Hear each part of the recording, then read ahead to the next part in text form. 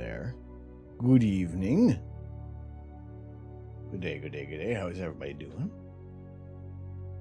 A little bit of a different time frame to be on here, but you know what? It's I wanted to get this working. I wanted to see if it was something up with Elite Dangerous or something up with my computer or what was going on. Either way, we're going to find out how it goes tonight. Floyd, hello. How are you doing? So adorable. Hello, my love. Hello, Pookie. How you guys doing tonight? Welcome in, welcome in. My name is Tom. I'm the Astro Canuck. And, well, usually we're taking live images of outer space. However, oh boy, we still got all the snow. We got all the snow, got all the clouds and everything else in between. I've been good. Been chilling in American Truck Simulator. How is that? How is American Truck Simulator?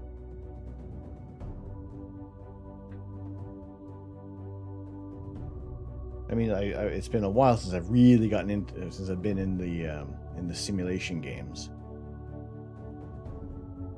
I think, funny enough, Sim City, Sim Tower, and Sim Ant were my three favorite of the Maxis generation. And it's pretty fun. They recently added where you can convoy with people. Okay, so you can have like a whole group traveling around. So it's a little more friendly, a little more fun to hang around in there. We still communicate. Is it just you just communicate like over the CB? I never really got into that one. I've seen a lot of people playing like a lot of the simulator games recently. And okay, you can use the Citizens Band. That's kind of cool. There was a few times I've been in a truck, and sometimes you get like some hilarious people on the CB radio just to kind of keep the morale up for other truckers around the area, which is kind of fun. And so I guess you can see the camaraderie that's built around the trucking community.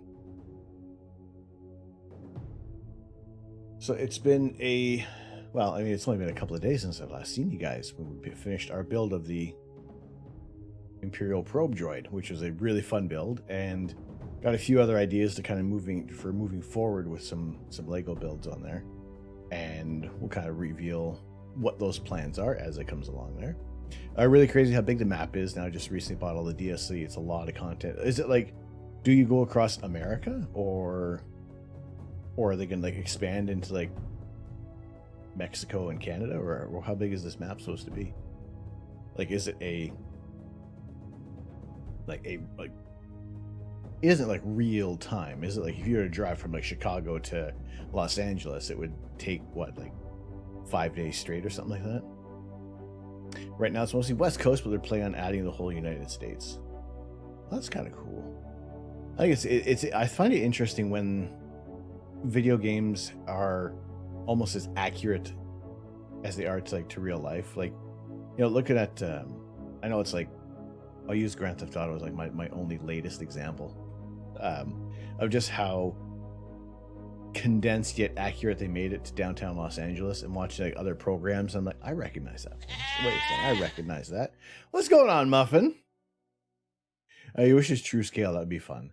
I guess then they would have to start throwing in like boosts or something like that to try and get across the country. Knock knock, who's there? Interrupting goat. How you doing, Muffin? Good to see you. Good to see you tonight. Now I am very confident. Extremely confident. Very confident that the game is going to work tonight. I am doing good. I'm doing good on a Tuesday evening. It's kind of strange being on this time. Well, I have to deal that I travel the whole United States to new parts of Canada. So is it one of those games that is just there's more mods that have been done to it than you get all the downloaded content? Because I know that you get certain people in the games, and it's like they hack the ever-loving shit out of it. And then you just sometimes it breaks the game, and other times it just makes it a little more interesting. And it's just kind of like you get these hacked versions of of different maps, different trucks. Got a ton of mods. Use a lot of mods when playing. Like, what would the mods be? Is it just like realism, or do you kind of go for, I don't know, floating cows, or is there anything like that in the game? Like, do you have to watch out for wildlife, other cars, do you have to obey the traffic laws? Will the cops come after you? Can it turn into Need for Speed? There's a lot of questions that are coming out of this. Anything realism, new trucks, a bunch of stuff. Cool. I'll probably end up taking a look at it because just interested in all sorts of games, whether or not I'm going to actually play them, and whether or not, well, I mean, how Saturday's stream went with trying to play Elite Dangerous, that didn't turn out too well. So hopefully we'll get that under control, and we'll be able to do a little bit of that later on. But I figured just kind of catch up with things, and I really enjoyed the Lego stream on Sunday. It was good to finish that build, and kind of rolling into the, tomorrow is December 1st. We're almost through 2021. We're wrapping up things, and right now the weather is playing its part for Christmas. I know last year, being in the UK, there was very little snow that kind of lasted throughout the Christmas holiday, so it wasn't exactly a Christmassy Christmas. Being there on my own notwithstanding, but it was just the fact of when there isn't a snow, it can snow every day up until the 25th of December. And then after that, the snow can bugger off. That's fine. It can stay away. We don't want to shovel it anymore. We don't want to watch any more snowfall. We don't want to deal with shoveling the driveway. Nothing. It's always been like that. It's always been my feeling. Every year, it can snow right up until Christmas. On Christmas Day, you can dump like 5 feet of snow on Christmas Day. And then as long as Boxing Day, it's all gone, that's fine. That's all right. I don't mind.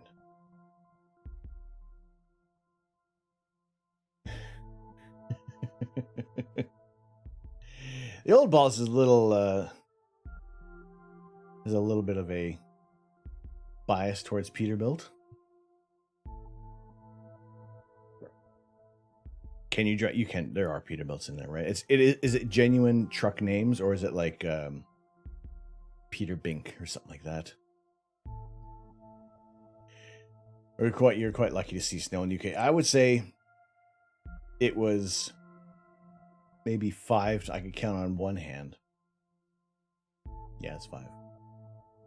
One full hand, one standard human hand, of how many times there were significant snowfalls while I lived in the UK for 10 years. What's going on, James? How are you doing? Good to see you. So, no, it is. Now we have a tractor with a giant snowblower on the other end.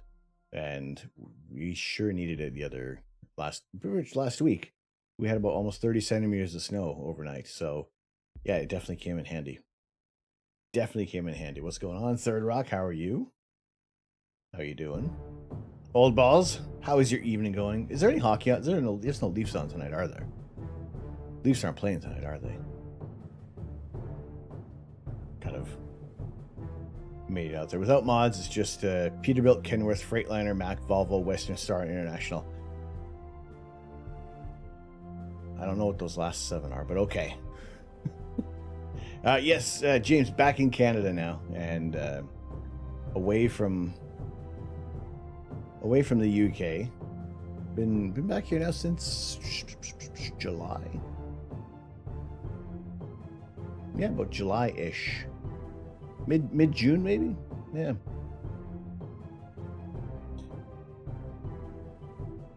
True names in the game. Kenworth W900 is your favorite.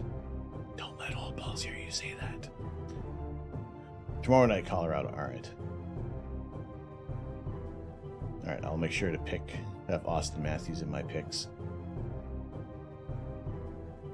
Been diving down the black hole of filters today. Spaghettification is going to happen. What other filters were you looking at? What filters? What type? I know you want to do your monochrome filters, but like what brands? Like how many kidneys do we have to gather for you there, Third Rock? How many do we have to raise? How much kidney funds do we need to raise for your filters? I say right now, I think the only kind of filter I'm looking at is just like a UV IR cut now, to have a pure broadband signal. Now, the only thing I'm thinking is if I'm shooting toward the north, that's where I kind of well, if it's north and low on the horizon, I might be coming into a little bit of light pollution there. You don't play Elite Dangerous, it plays you. Oh gosh. All right. Okay, so I did play a tiny bit. Really all it was going through that first little flight tutorial, so I know how to fly my spacecraft. I was gonna say airplane. Yeah, it's not an airplane. I know how to fly it. Next up is the dogfight training. So we will, when we jump in there, hopefully everything works out, because I had everything on. Like everything that I usually have on during the stream, I had on while the game was running. So I actually, to be fair, everything's been running while I've been doing this. The camera hasn't changed, nothing's gone off. So I'm just expecting as soon as I jump into the game, everything's gonna like crap out. So we'll keep an eye on that. The beta and the new ones from Antlia. Are those all like 3 nanometers? Like they're super narrow band.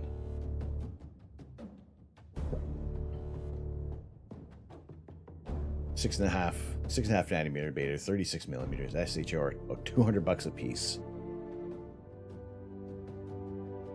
That doesn't seem too bad though. For holy potato, really? Because I'm looking at, there were certain HA filters I was looking at, and they were running up to be, oh my gosh, like $400. I don't know if it was just because they were getting like super narrow band, or it was, I don't know what it would have been made out of there.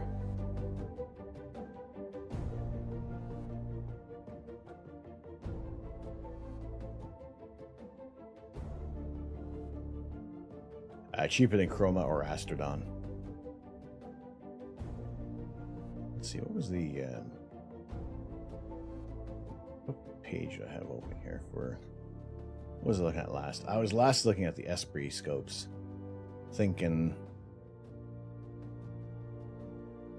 like this is coming down to like the same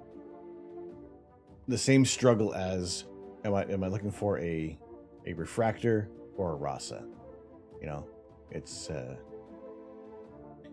if I go with the refractor, then then comes the filter wheel and the automatic focuser, so it's kind of like as automatic as possible. Although for the most part, until we kind of get into that, I don't know if it's if we have to worry about that.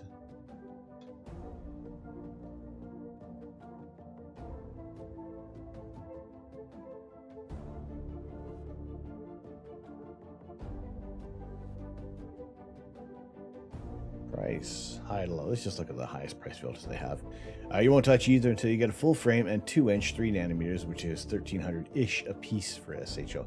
That sounds a little more like it. Oh, okay. Type filters, and it comes up with $16,000. That's I mean, we may as well get 2, right? Get the observatory built first, then get a RASA.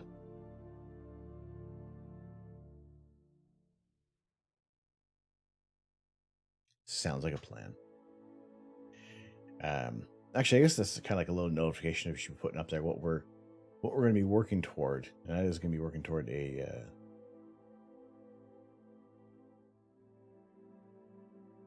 excuse me, filters. Where are you? Yes, working towards building the observatory. What's going on, Prophet? How are you? Good to see you in here tonight. How's your evening going?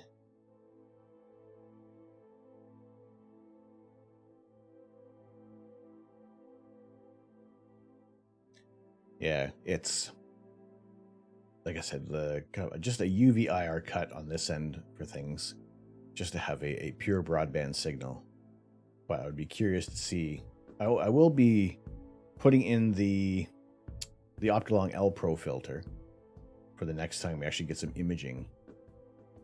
Next time we actually get some imaging time. The horror stories you hear about fast optics, it really only becomes a common occurrence other than the focused shift from temperature change because you're setting it up nightly. Well, I would kind of hope that we'd have like a more constant temperature. See, that's the thing I wonder about for having the observatory is how to kind of like even if I can open vents in the room to start letting it cool down before even the imaging session starts. You're good? Excellent. Wonderful to hear. What are we doing right now? We're talking filters at the moment for astrophotography, because there is always going to be something wonderful and beneficial to what we're using to image the night sky. Now I have the main filters I have a broadband and a narrowband filter. Narrowband is going to help us get those images that are coming out from emission nebulae and picking out some emission nebula within other galaxies themselves. If we're using a broadband filter, then we're getting some nice even star color and picking up more light from any reflection nebula where the starlight is reflecting off of the gas clouds within another area of nebulosity. With the Rossar hyperstar setup, you autofocus for every 1 degree temperature change. Wow, that's I guess early on in the evening that could be a bit of an issue. But like what's like I'll use tonight as an example of our temperature. What are we looking at? Actually, I think we're getting a little warm, to be fair. So we have a little bit of snow throughout the night. All the clouds, every single cloud that has ever existed is going to be hanging out over top of us. And what are we getting up to? Temperature 1 Wednesday, reaching a high of 5. Do we get back down? Yeah. And then I think sort of for the rest of the week, we're back into sub-zero temperatures.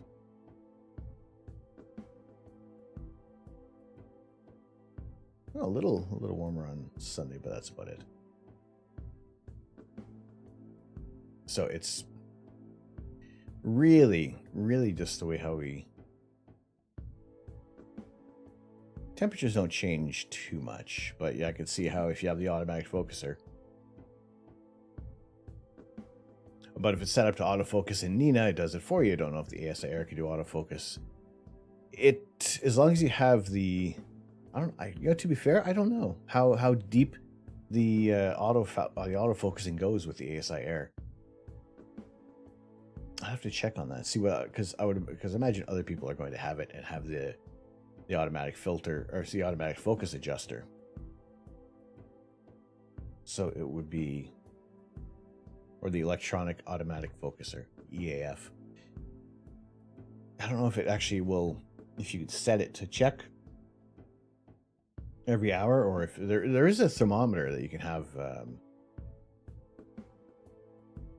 that you can have adjusted. You can have that plugged in there. See, that's the other thing, is that eventually I will move away from the ASI Air. When we get the, having a permanent observatory, it will be essentially as hardwired of a system as I guess as anything can be. So we'll have some more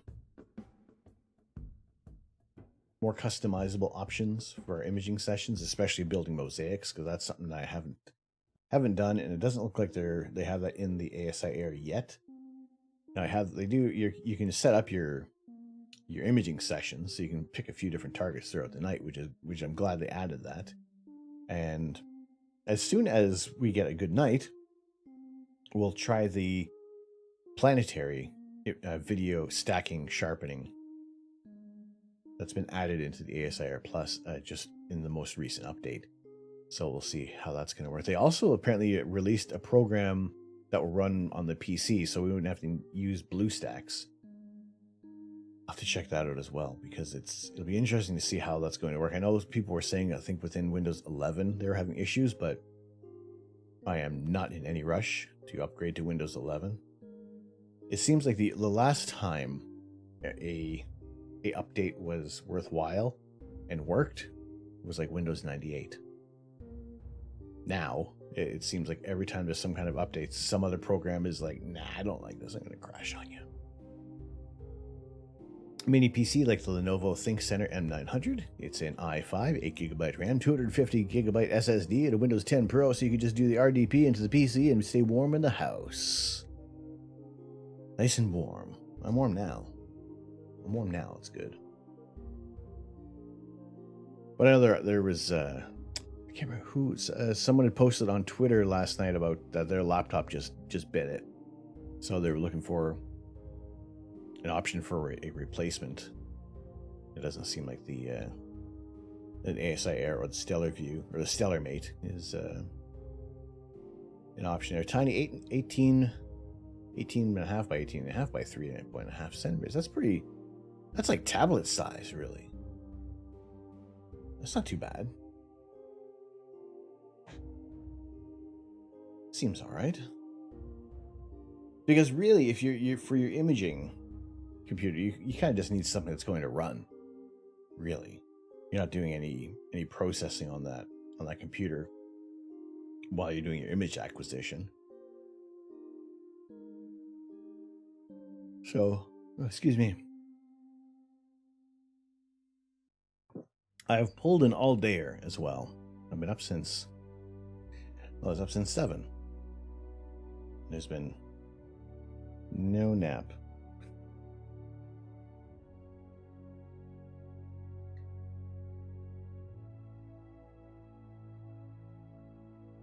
There's 4 USB 3 ports too, and it's an i5, so it's easy on power consumption. So you can at least leave it out. That's another thing, is I've rarely had laptops. Maybe it's just because I don't know what I do to them.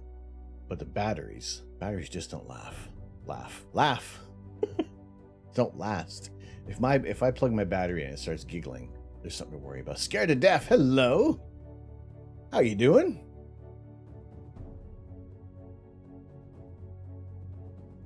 How are you doing this evening?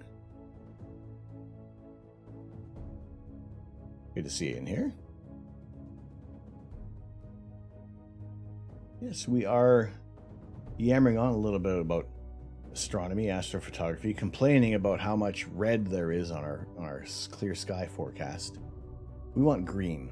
We want green. The second there is going to be a boatload of green, we're doing some imaging. We're going to image as much as possible, show you so much of the universe. Until then, we're just going to look at all the snow that I have. I just seen who was online. Well, hello. Good to see you in here. You have one that's horrible to do your Astro with. It's like an old AMD 10 Power Hog, even in power saving mode.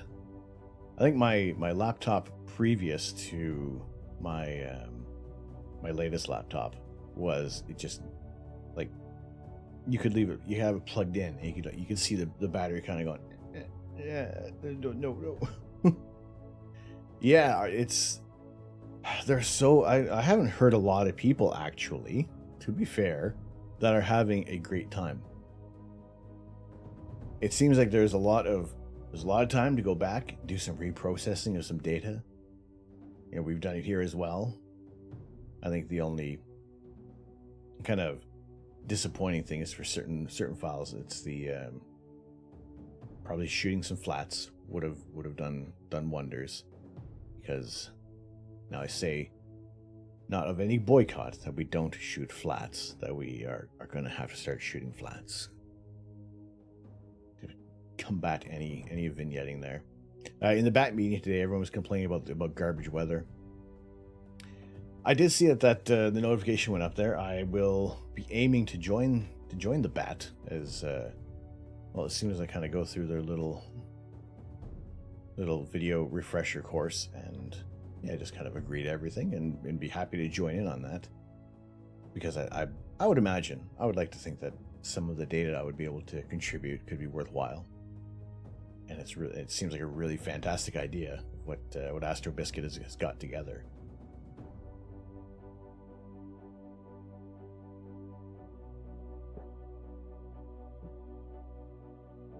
So that's kind of other things to look at during the week.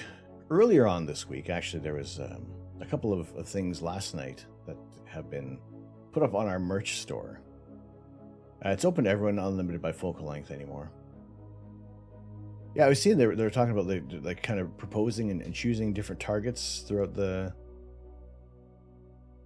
I guess almost at any time, whoever can kind of get these targets. So you can have a few options there, I guess. So because I want to have specific kind of t-shirts, and to be fair, not to take away from anybody else who's been designing t-shirts or selling them or trying to sell them. I'm watching my internet for a second here. Maybe some buffering. What's our weather doing? It's not really snowing. See, we've been getting flurries off and on. Holy potatoes. Hello? Oh. Wrong button. Hello, Orion. How are you? You need 4 people to image a target for it to become a bat target. I would imagine that shouldn't be too. How many people have joined the bat?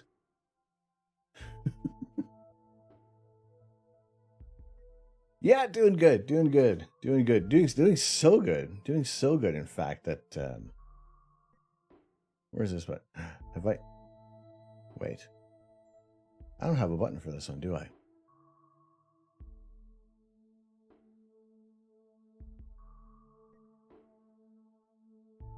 What's this one do?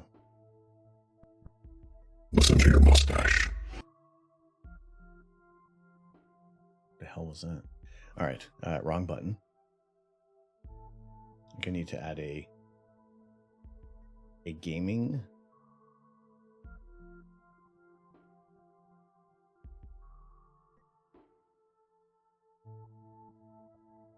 Do I have? Where's that one?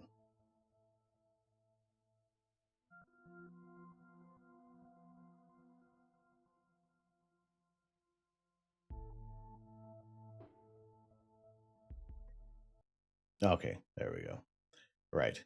So I've been sitting on this screen, and I had my camera running, and it seems that everything is working well. So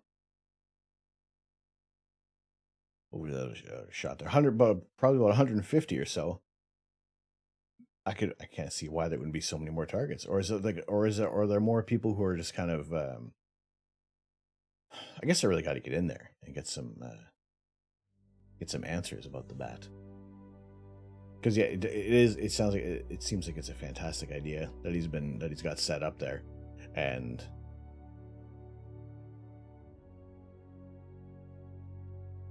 weather. Why are we so at the mercy of all this weather? Like when you know the skies are going to clear up, when suddenly there is something that's going to take us away from having to do astrophotography. There will be like 200% humidity, something like that even dew shields and dew heaters can't combat. So as soon as we get rid of all this snow, get rid of all this cloud. Yeah, the other night there's that possibility of the weather that was going to look nice on Sunday night.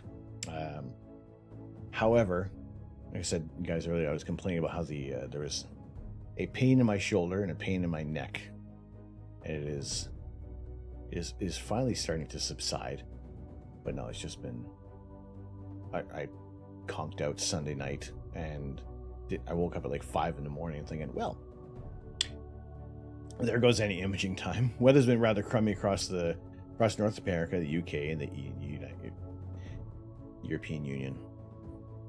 So we need to find some more friends who are in the southern hemisphere that might be getting some decent images for us.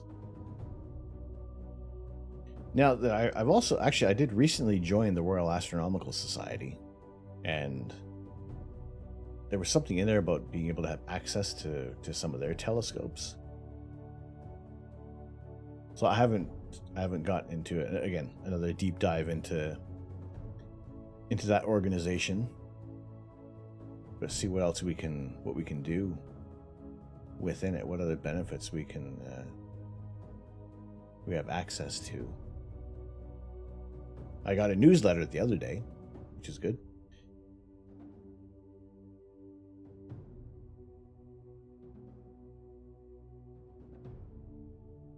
So I'm just looking at the member benefits.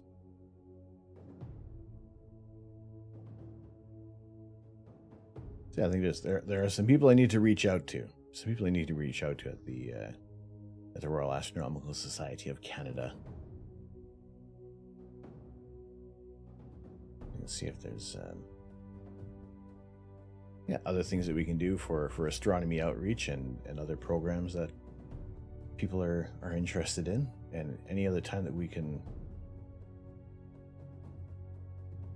see who else loans out their telescopes, or even if we can get some data together, like even if we can buy some time on a telescope and get some real cracking data that we can all work with. I think that'd be cool. Maybe we can check that out one day.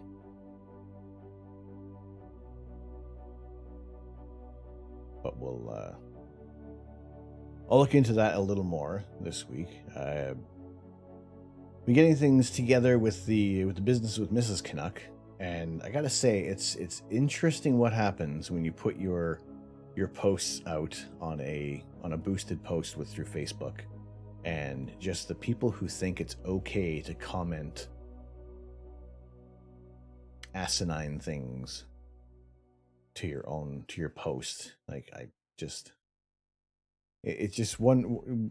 it baffles me sometimes what people want to say to a little small, not even, it's the two of us making crafts. I don't see why people need to bash things. It's I don't know how all of a sudden you make a post about some fabrics, and people think it's a soapbox that they can jump on. Things like that kind of get under my skin a little bit. To say the least. It's annoying. It's like you gain nothing from saying it. There's absolutely nothing gained from putting those comments on a post about some handmade goods. It's annoying, but I just wanted to just get that out of my face, just get that out of my head, because it's just the little things like that. It's like, why do you need to be a bit of an ass on the internet? I think I don't know. Maybe it's because you guys are just so nice around here that nobody's a real doorknob around here. Maybe if you guys were a little bit more, no.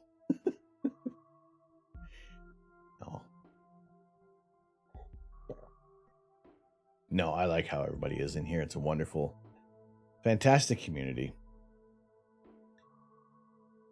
I had someone that wanted to yell and argue with me and tell me that I was wrong for pricing a Hyperstar at $900. Come to find out, he wanted...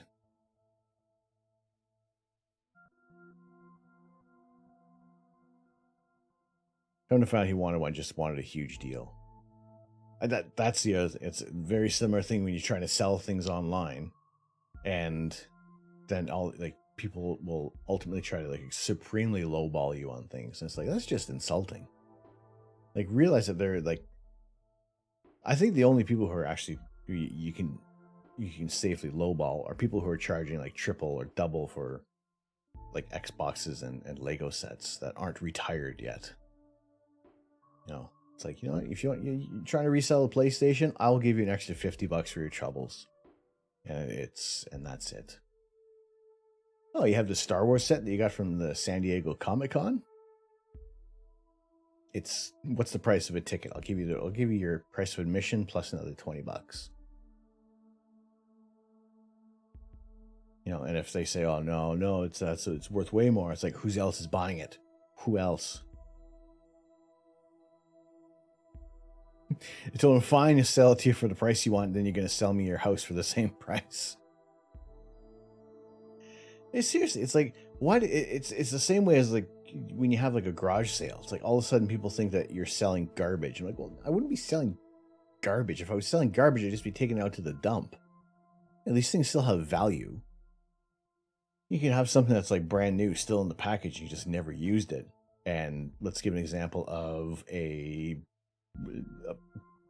3-pot set.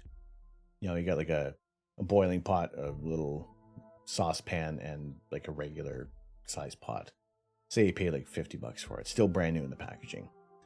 They come up to you and go, $5. Jog on. You know, it's like, I'm not looking, if I'm doing a garage sale or selling things on marketplaces, very, very few times. Like, if I don't expect to make a profit. Even making the money back wouldn't expect that, but like a fair price. If I see a fair price on things, funny enough, there's a Gargoyles figure. If anybody remembers the cartoon Gargoyles, it's a Goliath figure. It's like a brand from NECA. And the guy wants like $85 for it. I haven't said anything. Probably won't end up buying it. But I looked around online, and essentially $85 is a fair price. If anything, I would say $80. Just so it sounds like there's some kind of a little bit of a haggling going on. But like, no, I wouldn't rock up with a message and say, "How about $40?" It's just insulting. You only wanted to pay $600 for a $1,300 piece of gear that was used less than 40 hours. Yeah, that's still brand new. That's ridiculous.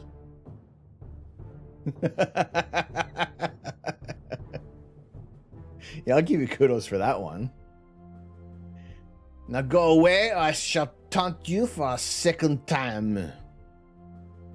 Well, clearly they're not Monty Python fans. Clearly.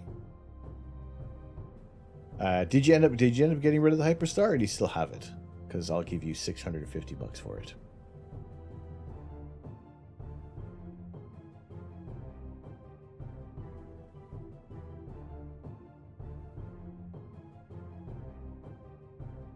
See, that was the other thing I was thinking of for a scope was pump. I still have it, your 183 Pro Soul.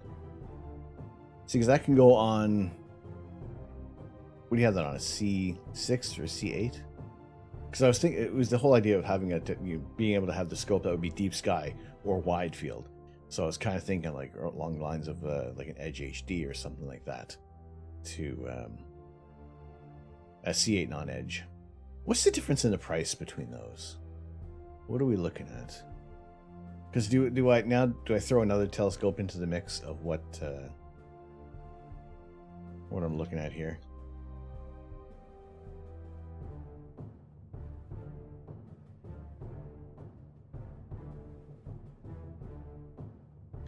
Non-Edge is a lot cheaper.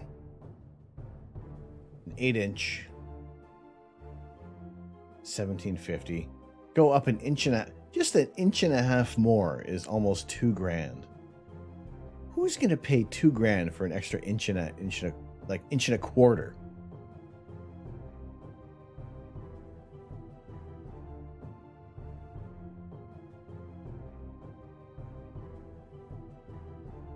That's an incredible jump.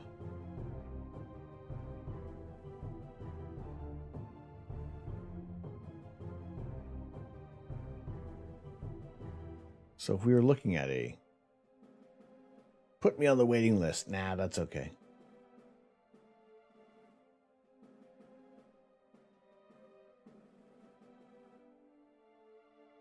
And the non-edge models are not quality controlled. The edge models are. Okay, so say hypothetically, I was to get an 8-inch Edge HD. There is one in stock. Edge models do a lot better at planetary. And if I were to throw on a what's the focal length on this? Two, just a little an eyelash over 2 meters in focal length at f10. I mean my what's it the RC scope right now is 1600 at f8. That sounds commensurate for the focal length that you're getting.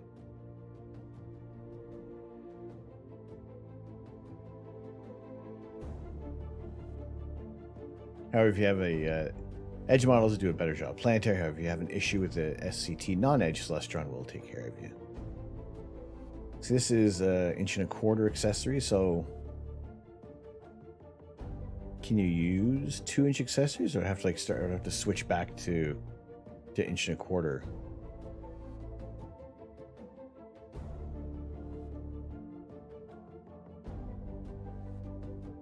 Because that's the other thing, and then I would have to change a lot of gear.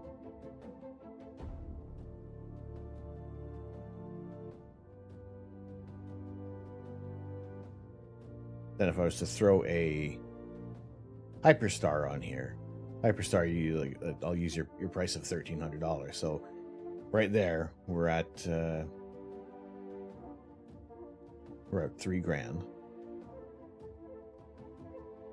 But it's still cheap. It's still cheaper than a 9.25" HD. But what is the advantage of the 9.25" that it has over the 8-inch Edge HD?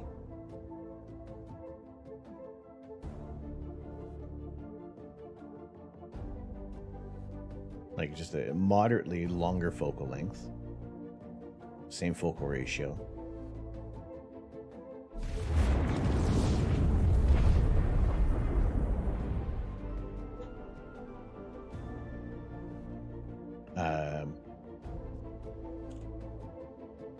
You need to move to another area of this star system to continue your assessment, pilot.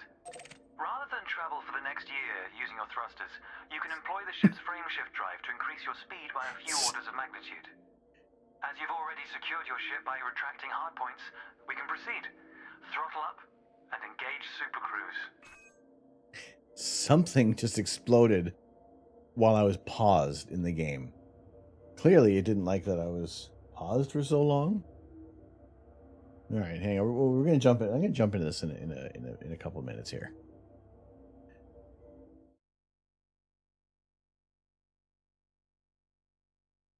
I'll go back here for a second. So the 9.25" has mirror locks that the 8-inch doesn't. So the 9.25" uses 2-inch accessories. I see. So is that what I'm going to have to end up doing?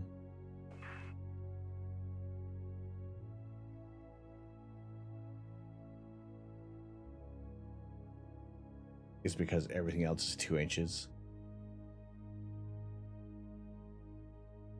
Well, I mean, they're out of stock. I guess I can't do that right now.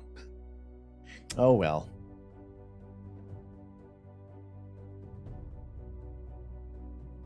So I'm going to Cloudy Nicest to use 2-inch accessories with the Edge HD.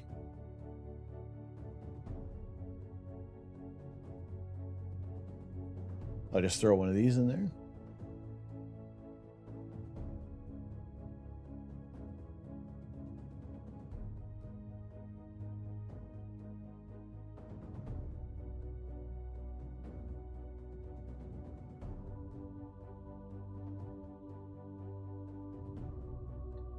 Okay.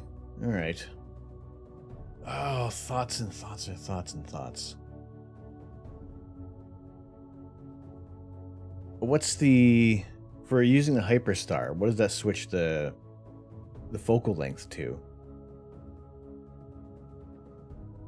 Like, how wide of a field do you get all of a sudden with when you slap on when you put on the Hyperstar? As I said, the use to convert, there's the 2 inches. That's cheap. 308. Oh, really? That's so good. That's fantastic. And focal ratio, what does that drop it down to? Like F5? No. F3?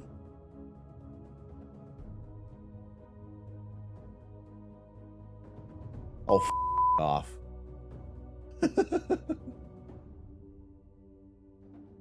Really? Oh boy. Okay. Just putting this out there. Would you recommend that system of a Hyperstar / Edge HD versus a Rasa and a basically what I'm using right now, unless I was going to like throw in a Rasa? Like I just, because you see, like what we do, like we'll go for the deep sky objects. We also like the wide field. So is it a big pain to get the Hyperstar swapped out, or is it maybe like about an hour to get things together? Like, is there any other collimation you got to do? Is there a great deal of adjustment? Because it would kind of be like maybe a few weeks on deep. Because when we get into Galaxy, Gothfox.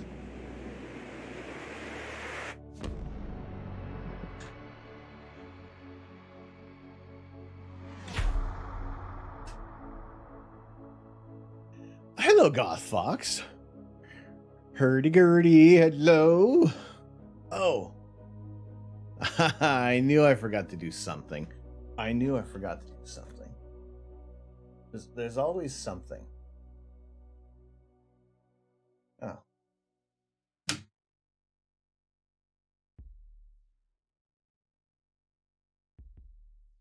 Of course the phone wanted to restart as well. Of course it did.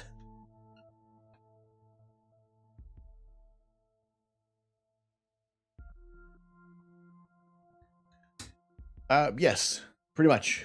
That would be it would be like once or twice. And that's not to say I probably wouldn't sell the 72 ED. Gothfox, thank you very much. Thank you for the tier 1 resub. Well appreciated. Onto the rod of enjoyment for you. Thank you so much. How you doing tonight?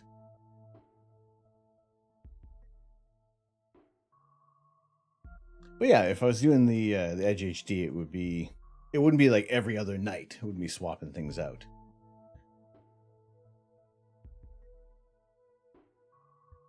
So collimation is a pain during the first setup. Can be not always the case. So you may not have to worry about that all the time. I'm just trying to think of the investment and the time that would be maybe doing things with that.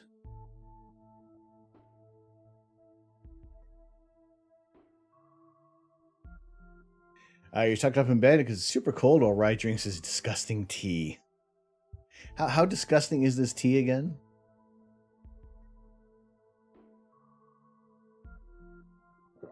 We're warming up. It's like build a snowman weather right now. It's almost like that's packing snow aside from a decent snowball fight.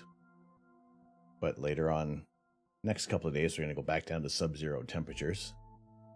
So, well, it's just all cool and warm and cozy all over the place. Can't keep a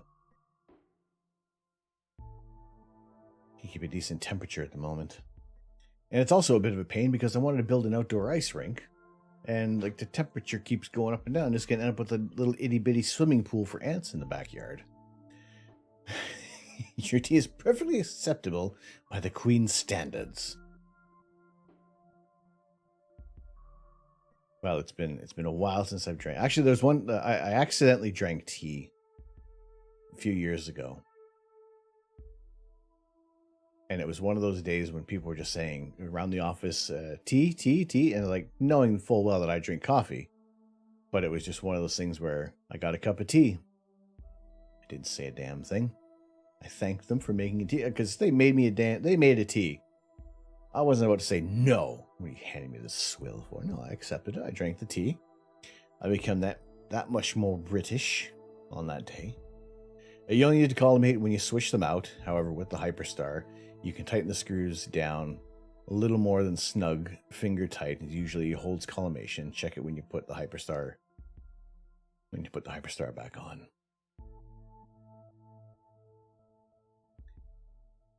Would collimate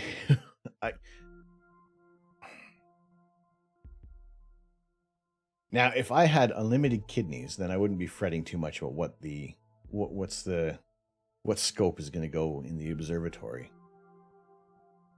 As far as replacing the secondary mirror, collimation has to be done. It should be close and doesn't take too long to deal with.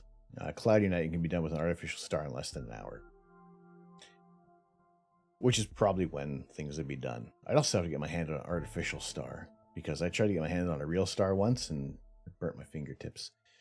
So now, can't you also just do it with a bright flashlight, some aluminum foil, and a little prick, a little pinhole in there? So I know you can buy the artificial stars, but aren't they like expensive? Oh, I gotta leave that tab open. By the power of Grayskull, I have the mustache. Oh, it has been a while since we had this one. Good. I think this one is a more aggressive Viking voice. Yes. The collimation on an SCT and Hyperstar are a lot easier and cheaper than an RC. Oh, I like that. I like those prices. Don't want to pay so much. I think it's absurd. Almost paying as much for collimation equipment as I did for the scope. No. You don't have a little prick on hand.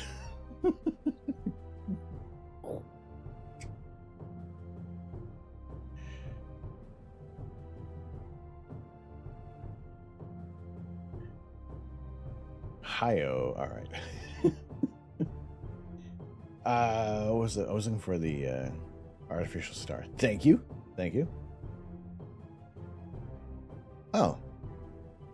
Oh, right, that's what it was. The Astro Zap. That's what I said. 22. What a jump between $22 and $110. What is the Astro Zap offer that the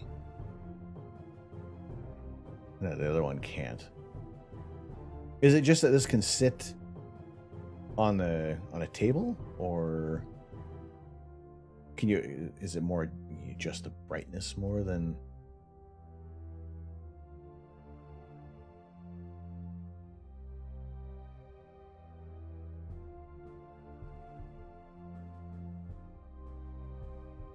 Oh, I was wondering, are they taking the piss with this image? Or is it just so low quality? As a threaded adapter, so you can mount it on a tripod.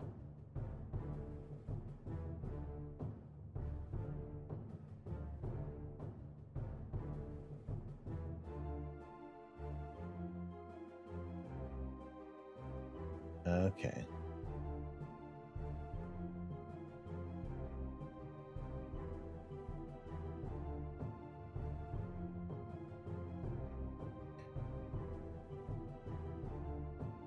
Well, again, there's other things to consider for.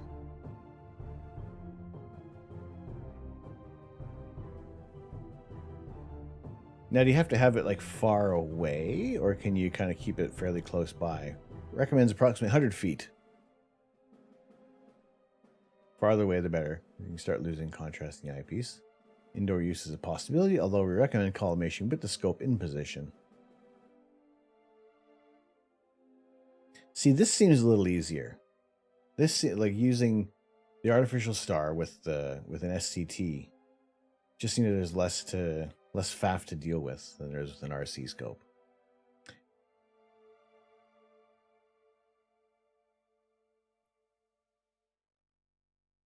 You bought yours from High Point before you even knew about OPT, paid out $100 for it. It takes 2 AA's to power and is 2 years old. The batteries were replaced once. I can't imagine it would be a very power-hungry system. But yeah, just to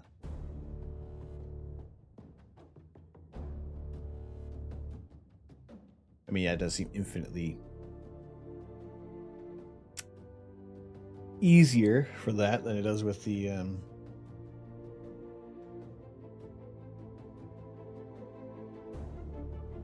RC scope and everything else that comes along with that, because I still have the video from Alan Mitchell about this one, which, I mean, again, he does a fantastic job. He does a tremendous job of explaining everything in this video, but it's just all that equipment. It's just all that stuff. See? Loved it.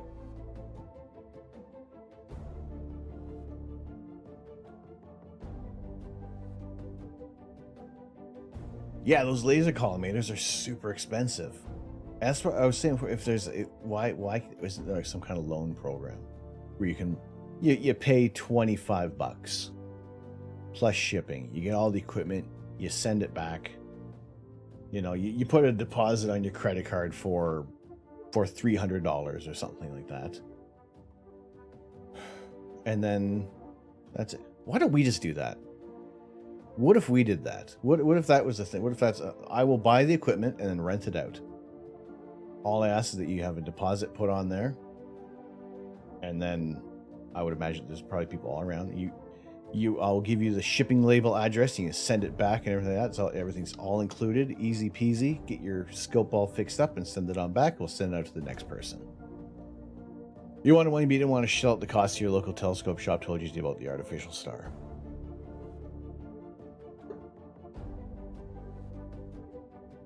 You know, do you think that would that, like, how many people would benefit from this? You know, Billy Galaxy Art, what's going on, Billy? How are you? Good to see you in here. How have you been? All right, I'm going to not only out here. I'll mention this, but I'm gonna put this out on the board. Would this be something that people are interested in? Would a loan system? Obviously, you break it. Everything is got to be completely cataloged and monitored. And if anything comes back broken, then there's the fee. Send it out, pay for shipping. Robert's your mother's brother, and we all get wonderfully collimated telescopes.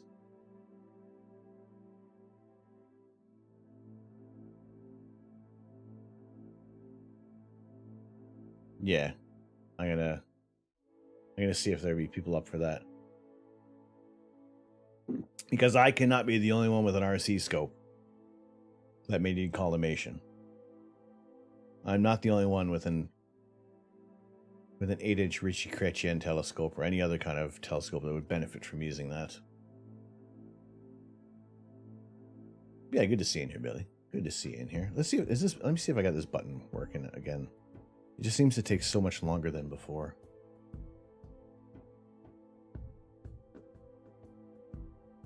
Because there are some people in here that we all need to follow. People who are doing some amazing things here. There you go. Who else? What else have we got there? You want an RC, but you want a 12 to 16 inch.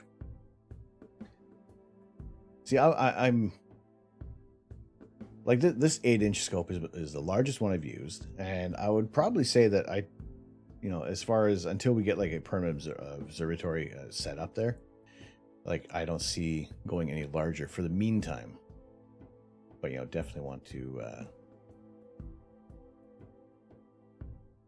check that out. Let's see, it's not showing up in there, but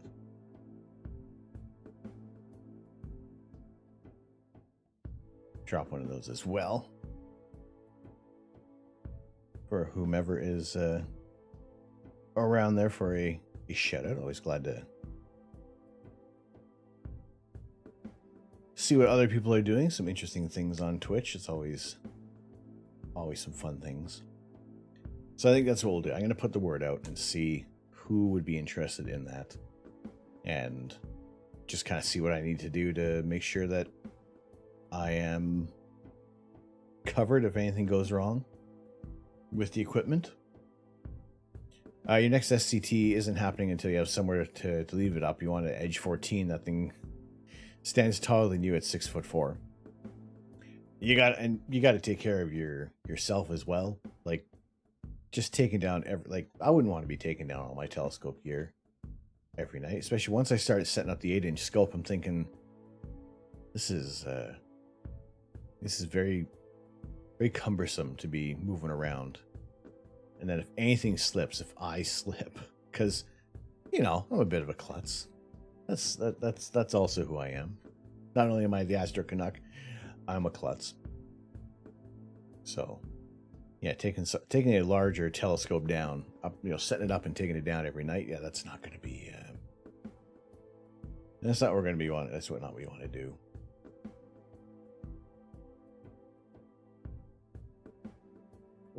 So the sooner we can all have reliable, safe, secure observatories and easy to access areas for ourselves and harder to access areas for other people, we can get our dream telescopes set up and, you know, be imaging the night sky every time, every chance we get. Morning, CJ.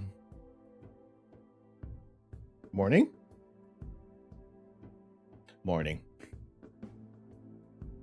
How are you doing? Good to see you tonight. A little bit of a different evening. I am very, very, very sure that Elite Dangerous is going to work, because it has been running. The camera hasn't bollocksed up at all. A couple other programs have fired off. So I think that we're good to give this a whirl. I have, like I said, I completed the flight training. Crimean, morning. 2 a.m. in your country. Hello, Crimean. Good to see you. Slowly moving back to the Wide Awake Club. Now, you say that. I pulled an all-dayer today. So, if I fall asleep mid-flight in Elite Dangerous, well then, just let me nap. No. I've yet to be like that tired on a stream. That being said, I'm about to yawn right now.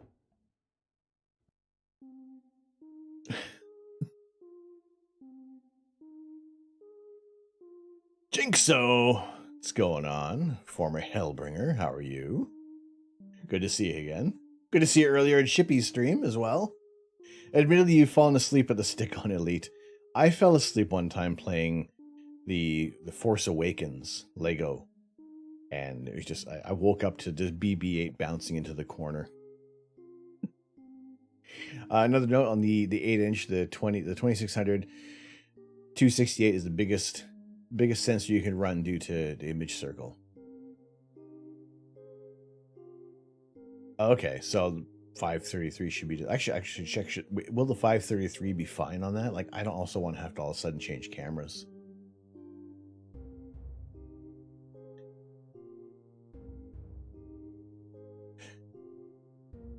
I saw the icon and I'm thinking, yeah, I remember.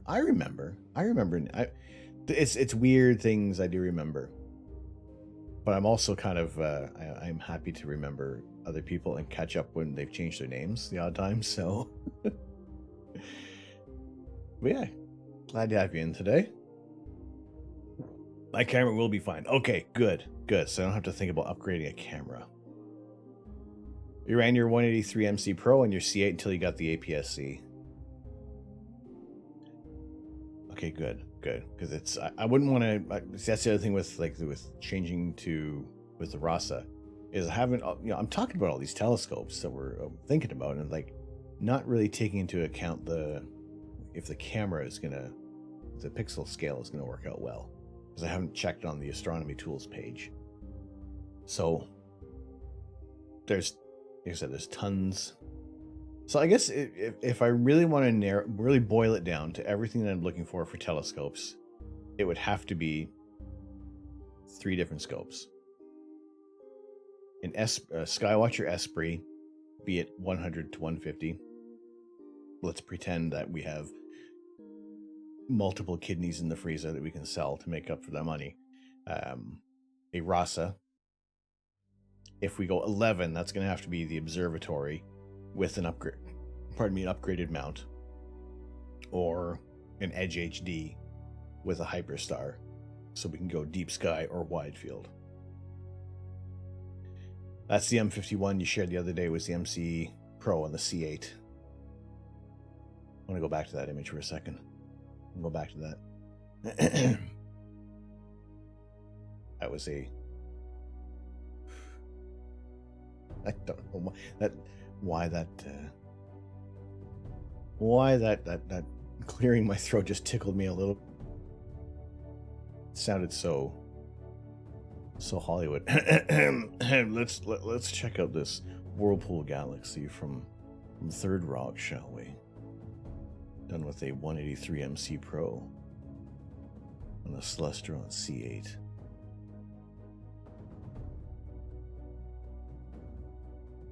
And that's just 2 hours. Because you have that monster aperture.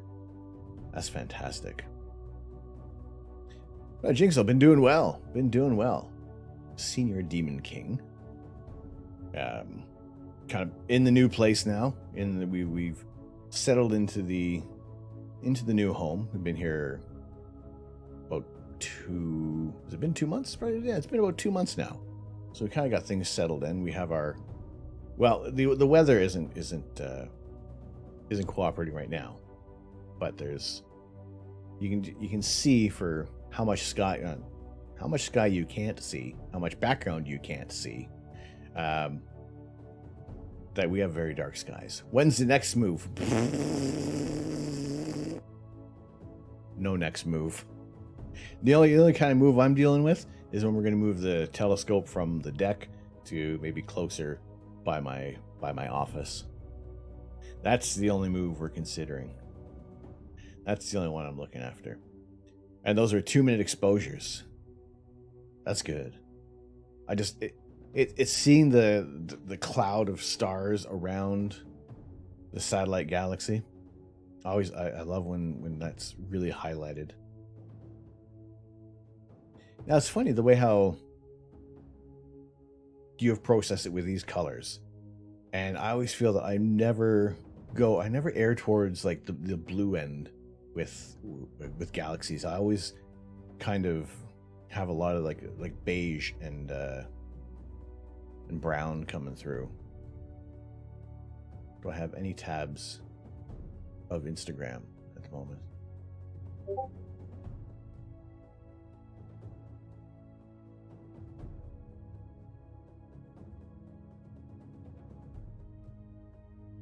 Because when I do galaxies, I end up with this. I don't know why. I just feel, to me,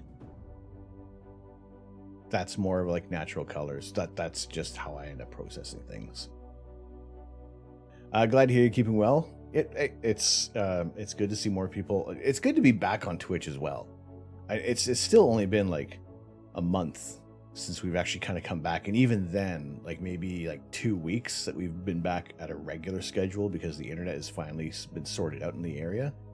So moving to rural Ontario was great for stargazing and for astrophotography, but it was just absolutely terrible for the internet. We were promised a great deal from other companies, and you know what? It came down to the fact that we did have to install a taller tower to actually get the signal, because we don't have fiber in our area. That's probably a few years away. But for the most part, there aren't a great deal of people on the wireless internet here, so we get the signal is good. The only time we really got to worry about things is when it cuts out, because then all of a sudden there's a power failure for no reason. Which is why I also need to get one of the uninterrupted power supply units to make sure. Yes, hands up for internet. Hands up.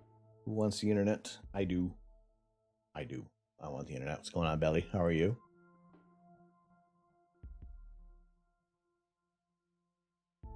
Where'd you go? You send which was this? 4 hours, 2 minute exposures with the Hyperstar. I love the Bubble Nebula. There's the wide field view There's so much to see around there. That's tremendous.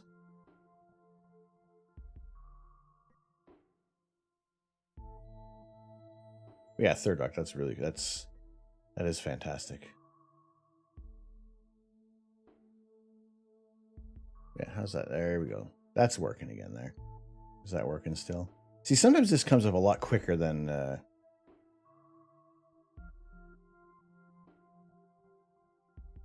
it does.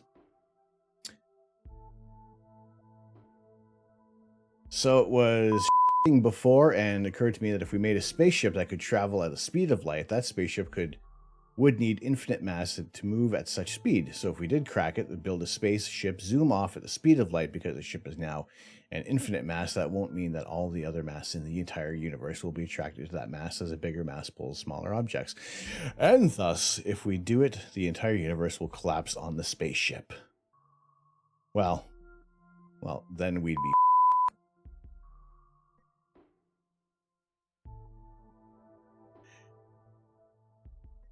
I just learned from your mistake and don't do 5 minutes with a hyperstar. Is that is 5 minutes too long? What happens at what the hell happens at 5 minutes when you're using a hyperstar? Is it what CJ just explained there? Yes. Let's see what happens with when you go for more than 5 minutes. When this thing hits 5 minutes, you're gonna see some serious.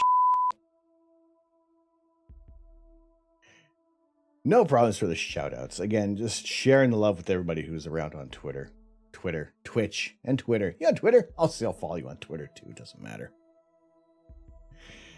Everyone on Twitch. Like I said, I'm glad to be back streaming again at a regular time, and a little bit of an irregular day right now with there's a bit of the gaming tonight.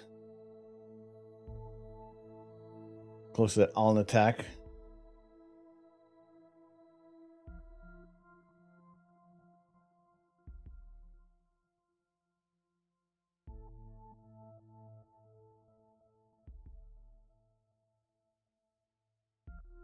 All those dots there. And the gap. Because you got to have the camera installed in front, obviously, right? So your wires are going to create a bit of a... And the coma around there. But what is it, those little like... As a matter of fact, you are on the Twitter. I think I'm following you on Twitter. I think I am. If anything, drop me a follow. I'll follow you guys. I will follow people back on Twitter. Instagram, yeah. Discord, let's hit that button too. Look, I made a book. The dark line at the top, that's on the left, that's the cables. That's not too bad, but I would expect that with hyperstars and Rosses to have a little bit of that cabling showing through. Had you shot 60 or even 30 seconds, it wouldn't have been there, because it's just that not enough of the integration time to that's going to amplify that. You're too impatient. Had one night, Christmas 2019, had to do the horsehead pulp. But we got to take the opportunities when we can, right? We need to be able to take those shots when we can do that. Otherwise, it's or you'll lose out on imaging time.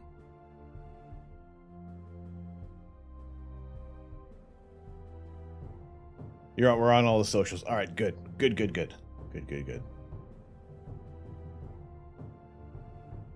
I do like seeing when kind of like however Twitter and Instagram kind of change their algorithms a bit, that I start seeing people I haven't seen in a while. But no, seriously, 4 hours. That is amazing.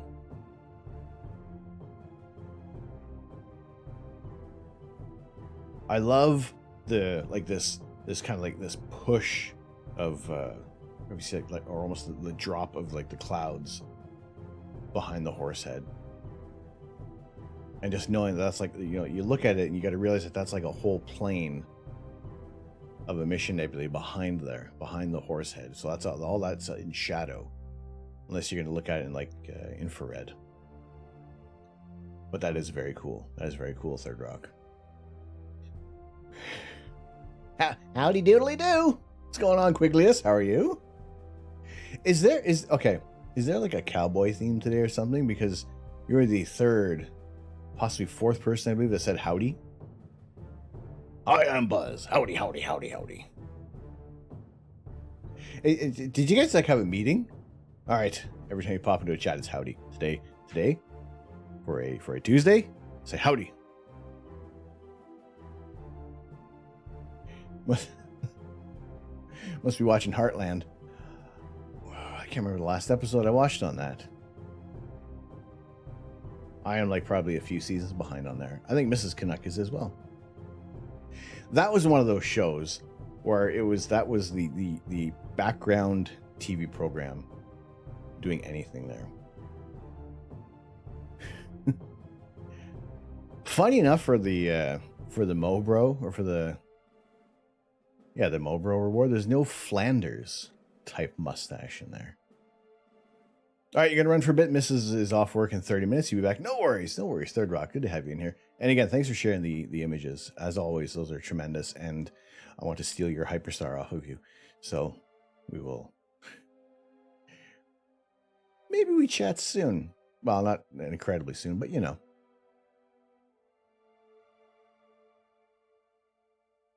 Also, I'm doing a better job of uploading and saving my VODs back over to the YouTube channel.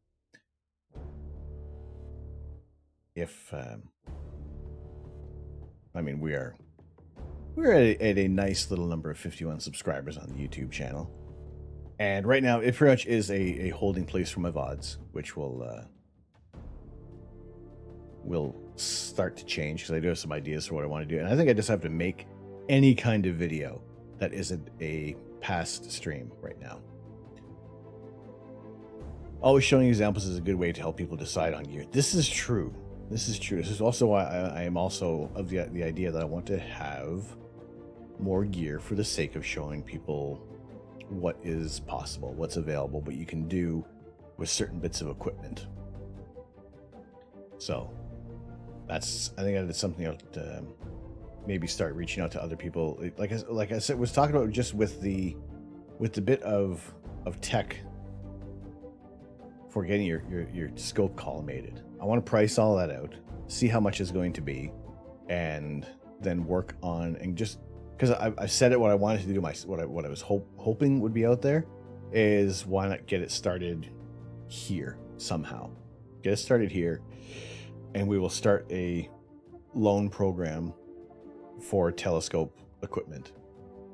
So if you do need to get your scope collimated, I want to see how much all this costs. Can this be a viable option that people can borrow equipment? They don't need to spend hundreds, almost thousands of dollars on equipment. It's not $1,000 for all this stuff, but it's a few $100 for this equipment that you only need to use for like an hour, and that's like maybe every 6 months, if that, depending on how much you abuse your scope. So if we can do something like that and offer it out, and then people pay a nominal fee to rent out the equipment, and that's it. I want to check out how much this is all going to be, and rather than just keep complaining about it, let's make a solution out of it. Now, one thing I think I've found the solution for is the fact of playing Elite Dangerous and not having the camera conk out seemed to work pretty good offline. And everything held up. In fact, nothing has, like, knock on wood here, that this screen never conked out. Snapcam never conked out, because Elite Dangerous has been on the whole time that we've been streaming, and even like long before that. Now, also another thing, before we jump into that, this wooden desk that I have, it will soon be covered with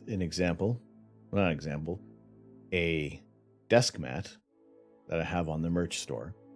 I've ordered one because I said I was going to, and I just got in the free shipping this week, this past Black Friday weekend, on the Stream Elements store, and got a mouse mat, or I got the desk mat, sorry, and a couple of t-shirts, a couple of new t-shirts. One t-shirt that's on there, that is, as soon as I get the confirmation of my order going out, I'm deleting it, because that is just a t-shirt that I wanted for my own personal ha.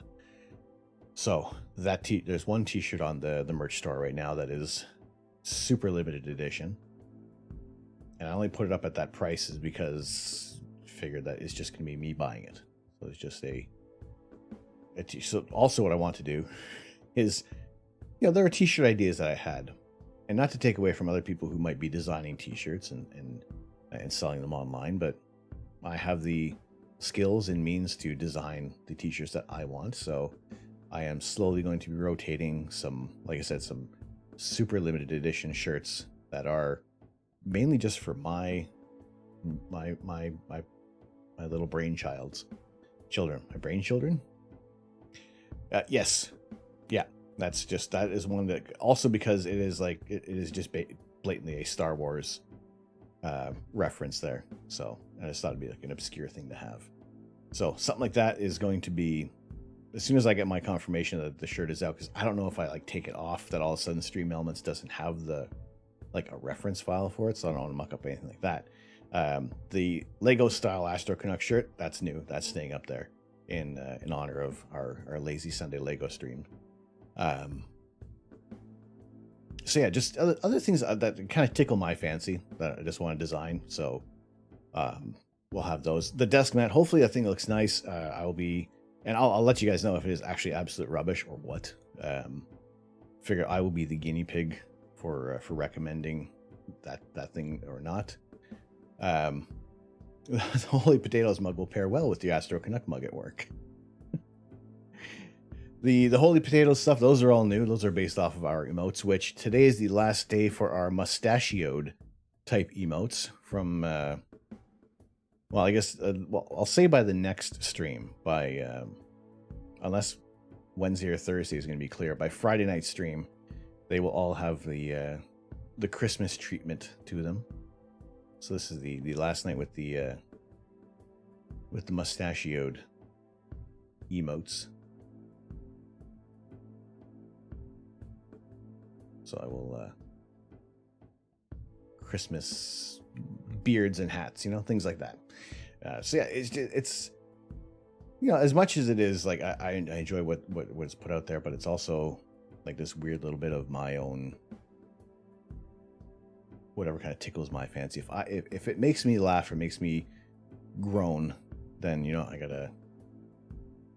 gotta kind of see it through. So anyway, when this desk mat comes through, this is the whole, I measured it out. This desk mat covers like more than what you see on the stream. So I would probably have to end up adjusting the camera angle to get that whole thing in there. But yeah, I'll let you guys know if it's actually anything worth looking into, if it is this one or someone else's desk mat for Stream Elements. Like I said, I have nothing but good things to say about the shirts. Other people have been happy with the mugs, so, and the stickers. So I think there's it's possibly gone, or not so much gone, but lesser are the days where you come across some crummy merch. So, and I said I'll throw out some limited edition things that are like limited edition in the sense that I probably shouldn't be selling them. It's just, I figure if I buy it, then it's just me giving money to Stream Elements, and they print off a shirt and that's it. They get their money. I get an obscure t-shirt. I have a few other design ideas I want to have, but I just wanted to see how this one worked out. So we'll see how that goes. But yeah, until then, the next little bit of design work I'm working on is getting the emotes changed over for the Christmas season. And yeah, we'll see what the big thing for Christmas. This is like This is astronomer's Christmas right here. We'll be watching the time frames for the James Webb Space Telescope. If it's going to be right now, the latest tweet that I did see that everything is still on for the 22nd.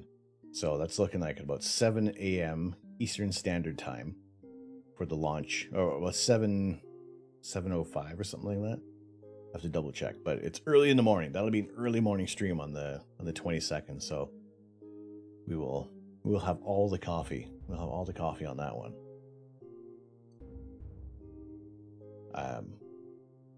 And that is like, we're like, what, 3 weeks away from that? We're pretty much 3 weeks to the day. That'll be, oh boy, that's going to be an early one as well. That's Wednesday. That'll be a Wednesday morning. Early Wednesday morning for that launch. And that will be, actually, that'll be 4 weeks from tomorrow. Or 3 weeks, depending how you want to count it. If you want to count like the week after is 1 week, 2 weeks, 3 weeks. But we're getting close to the launch, and that is super exciting, and that is going to be like super nerve-wracking. I know there's going to be a lot of other people. There's going to be a great deal of other science and tech streamers sharing that. We'll be sharing that experience across social media everywhere. That's probably going to be one of the most watched rocket launches in quite a while. I would think. Right out there, save for the hype of the Falcon Heavy. There's going to be all eyes on that one. I think it's going to be even more nerve-wracking because there is a payload with this, whereas people wouldn't be too concerned if Elon lost one of his roadsters. But this is a multi-billion-dollar project, and it's been going for quite a while. So I think to be able to watch that moment,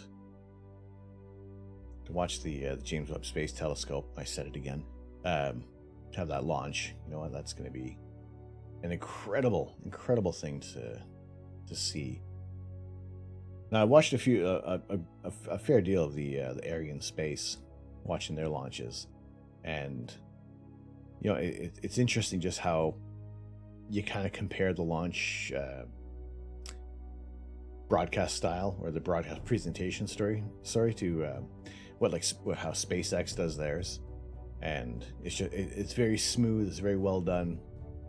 I think it was interesting watching the Rocket Labs have their launch a couple weeks ago, or a week ago, I guess, and it was a much smaller scale, but it was just as exciting because of the smaller scale of it and opening up space that much more to smaller companies.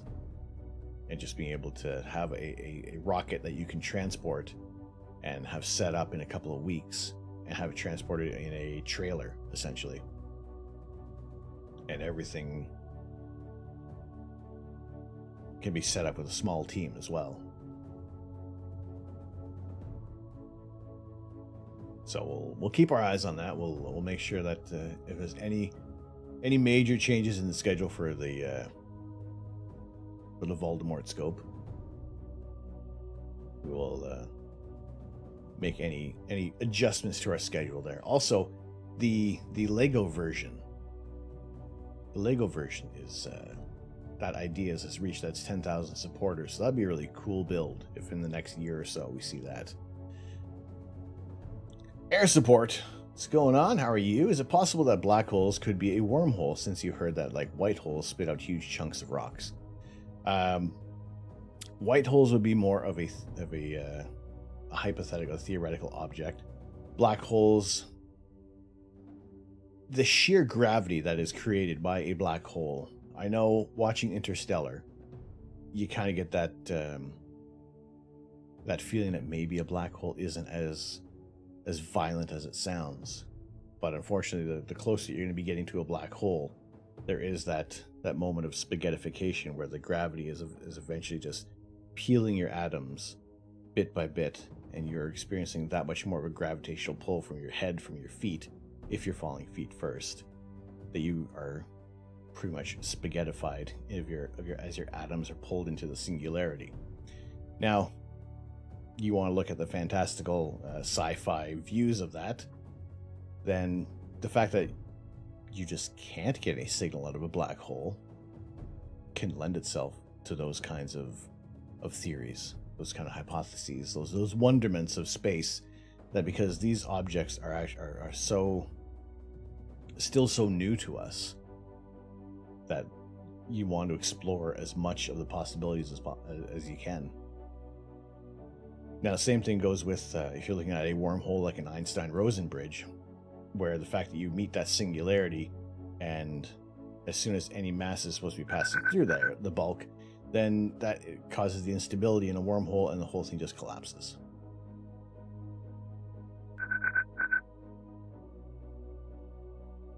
Shu Kuranai, thank you very much for the follow. And Air Support, thank you very much for the follow as well.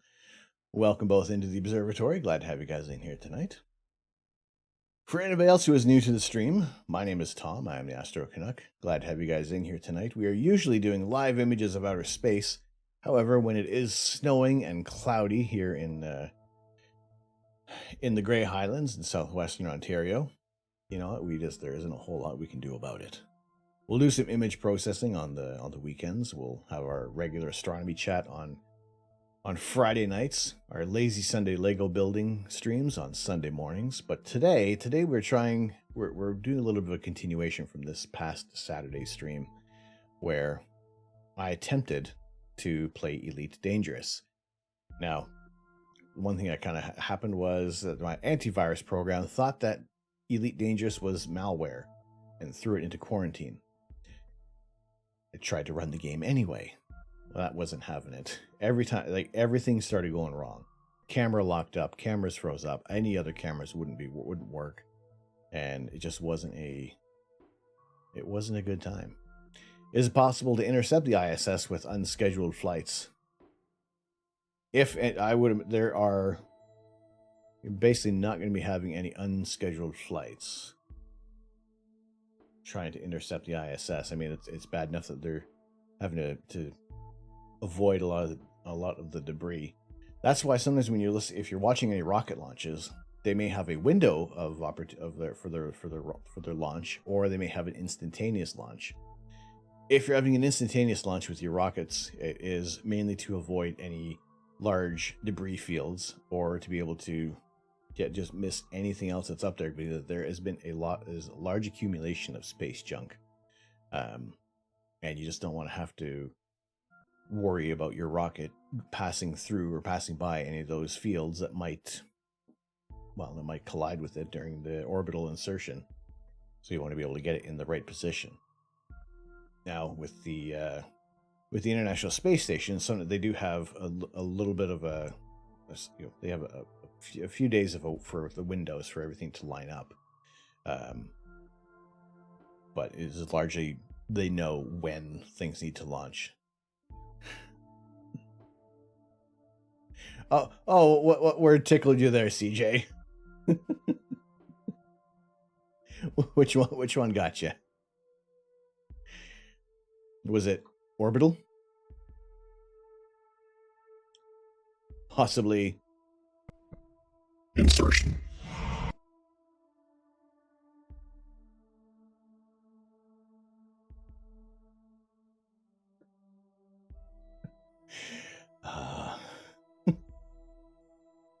Well, thank you.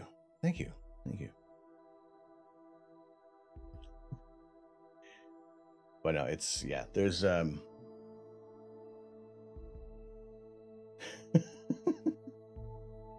well, inserting rockets, you know. Where do those rockets get inserted? Into the orbit. The payload. The payload from the rocket gets inserted into orbit.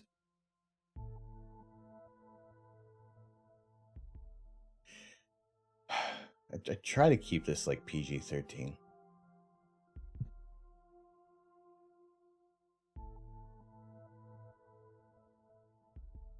Look, snow. Okay.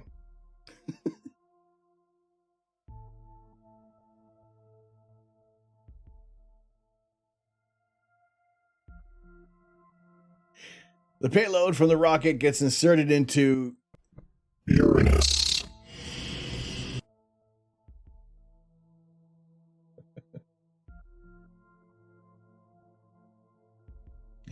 You thought I was going to say Uranus.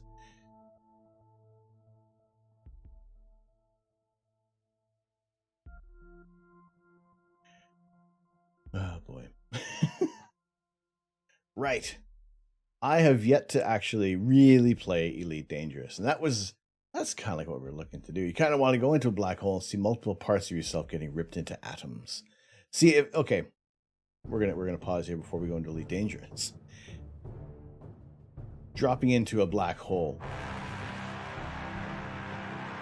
Hello?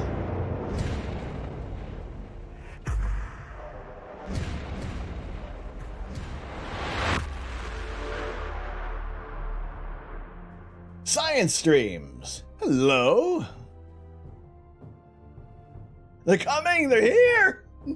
They have arrived. Science streams. Hello there. How are you? What are you up to? What are you doing today? Samshung. Thank you. Thank you very much for the shout out there.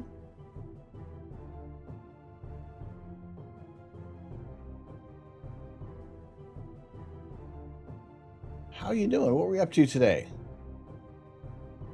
Glad to have you in here. Playing Wingspan and talking plastics.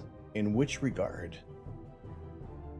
Recycling, reusability, upcycling, abolishment. Well, welcome in. Glad to have you in here today, and thank you very much for the follow. Appreciate that. My name is Tom. I am the Astro Canuck. Glad to have you guys in here on a Tuesday. Bit of an anomalous stream for me, but you know, I figured it was going to be as good a night of any to try out Elite Dangerous and make sure that it's actually working rather than going all to pot like it did on Saturday.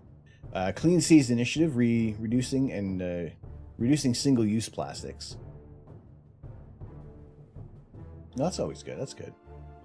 Surprised I haven't been on the stream. That's all right. It's all good. Twitch is a large place. It is a huge place to be in. So it's always good to find more science streams and just checking out what everybody else is doing. Aerospace engineering makes rockets, do they? Aerospace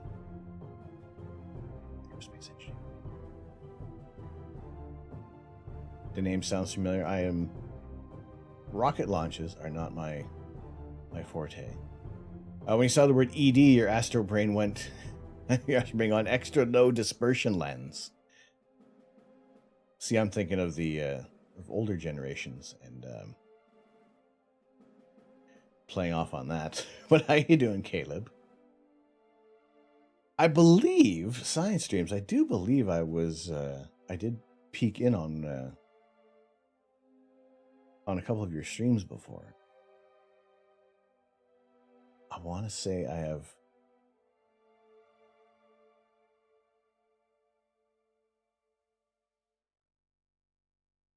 Yes, I have seen a couple of your streams. Largely, I haven't been in a lot of streams until recently, because I've only recently got my internet back. Last one you saw was live on Bats.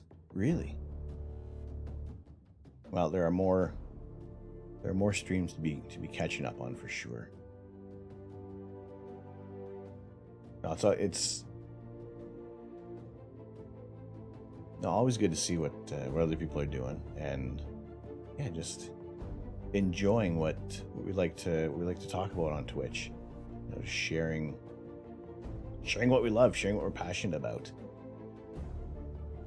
That's why I always like to hear what you guys are up to, and if it doesn't always have to be, it isn't going to be science related. It's always going to be, pardon me, astrophotography related. But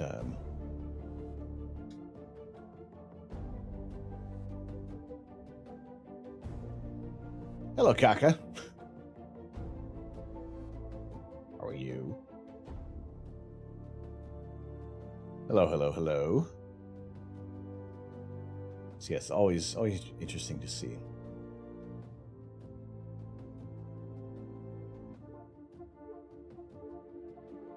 Granastuta. What about the black hole thing? It is, ooh. Quiglius.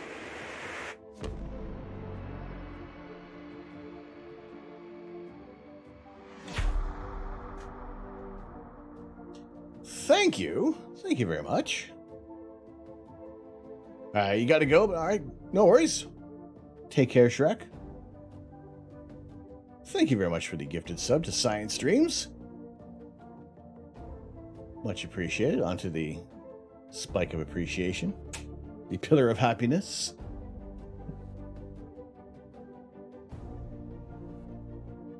Yes, thank you very much for the gifted sub.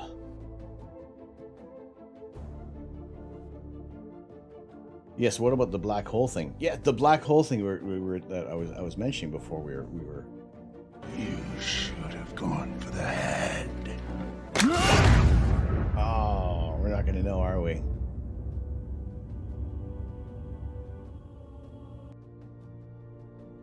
Lights?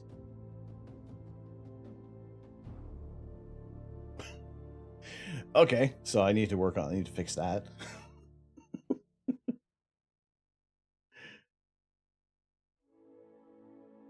But yes, talking about the black holes. To be falling into a black hole, now obviously the time is going to act differently for you. And if you're falling in... 40 feet down, 2.5. Picking up some dust. 4 forward, drift to the right. We copy you down, Eagle.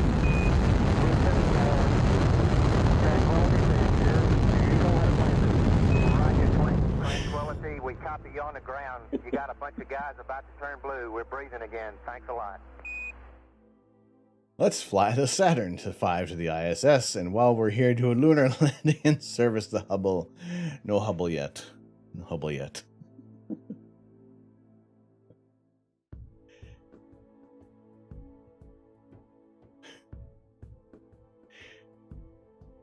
Maybe the ISS needs to move a little faster, so they all kind of go through at the same time.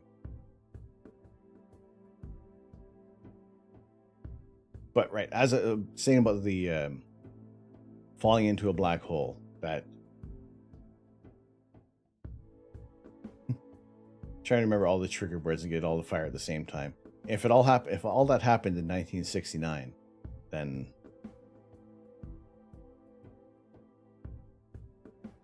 maybe other things would fire. Right.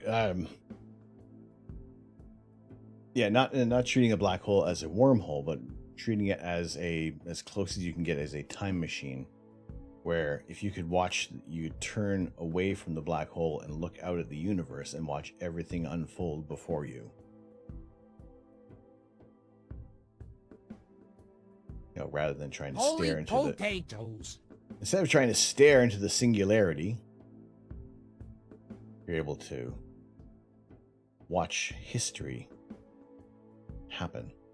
I guess would you see the end of your universe or the universe as you fell into the black hole?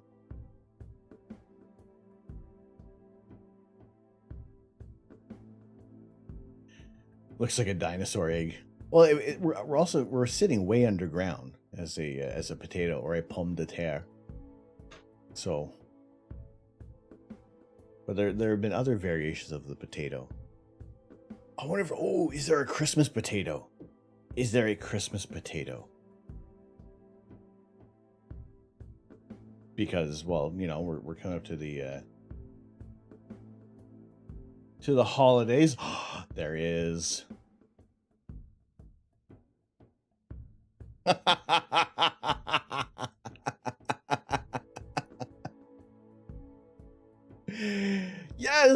Yes, there is.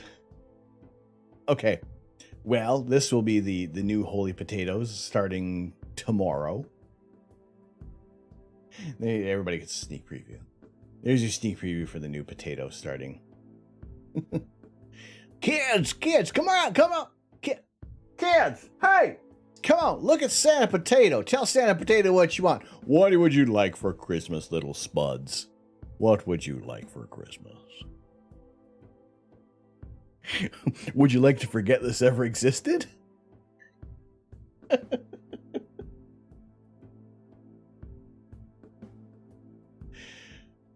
Oh boy.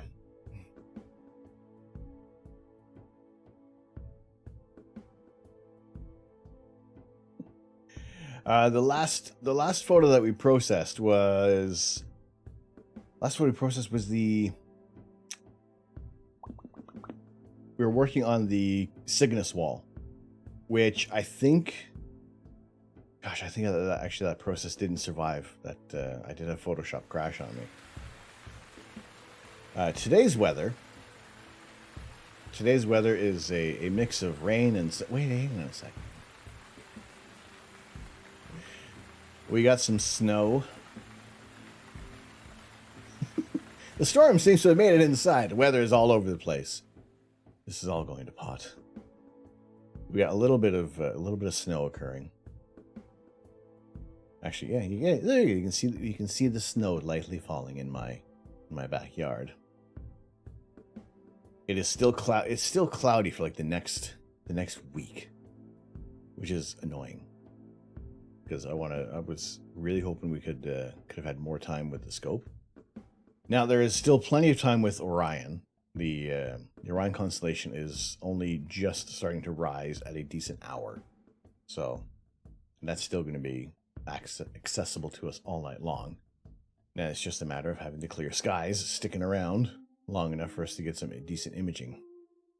Otherwise, it's looking back at reprocessing some previous images there, where I think the last one that I was fairly happy with is, where are our images?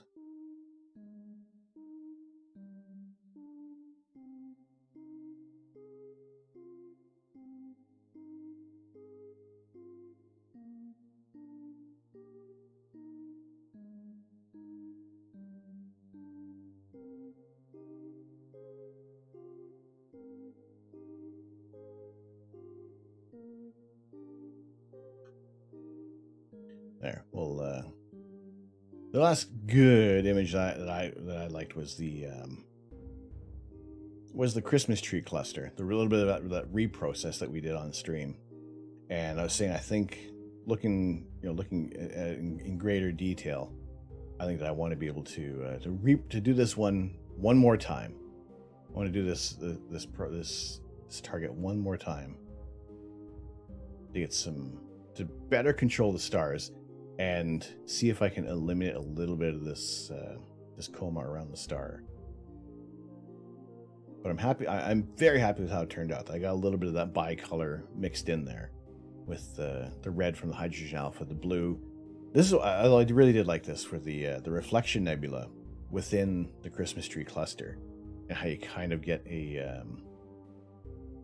that little bit of the hydrogen gas that's kind of obscuring the reflection nebula. This was about 10. This was 10 hours worth of data with the smaller telescope. But I think there's still a little more that could be done to bring out just a little more detail and keep the stars in check.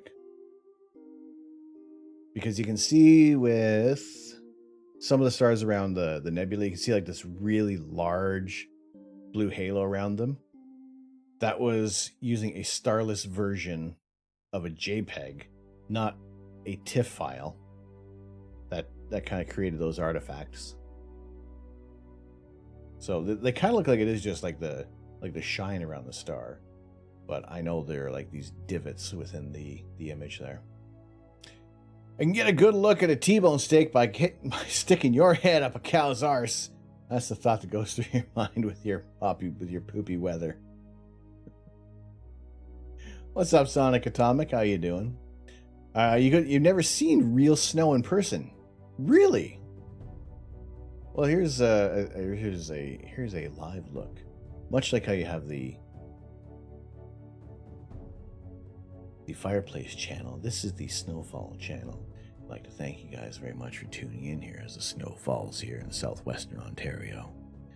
Now we're expecting a few centimeters overnight, but that is cumulative, and it's still not going to be enough to cause any days off of school, or it's not going to be enough snow to keep you from having to go into work.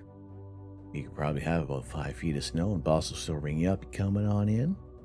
That's a big fat no, boss. You can stick it right up if that's all right with you.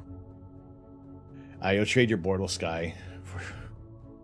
Well, it's not. We don't have to trade. Just come on over. We'll have the cabins ready soon enough.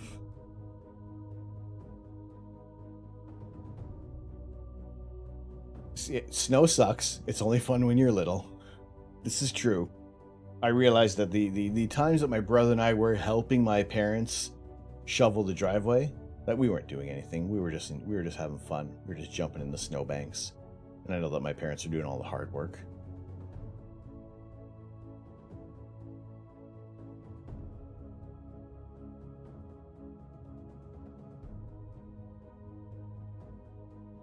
You're being in Australia, you don't get any at all apart from the specific areas. Well, you see, it's yeah, you know, this. Come on up here. Come on over here, Jinxo. Because the snow isn't going. It doesn't want to kill you like everything else in Australia.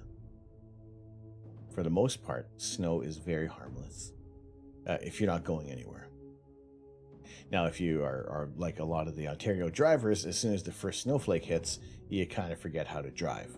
So that's when you just kind of stay off the roads, get your hot chocolate, get your coffee, get your trash magazines, and just have a lie down, relax.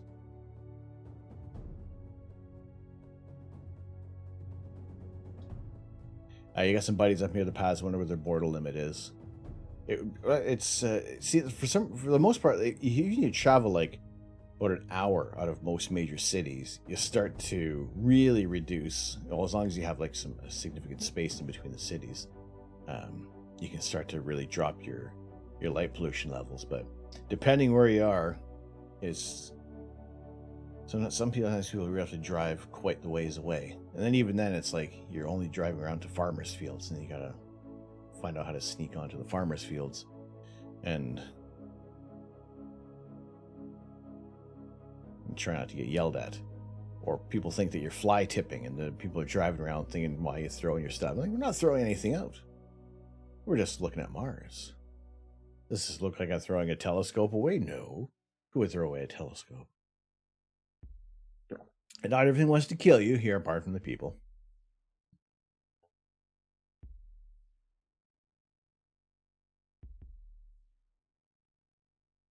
Well, I'll stick with the snow.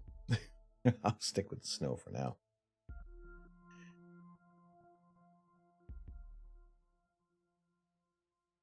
All right. We had the, like I said, we had the our Christmas tree cluster, which, let's see. So I have the. Can I do a comparison between the two?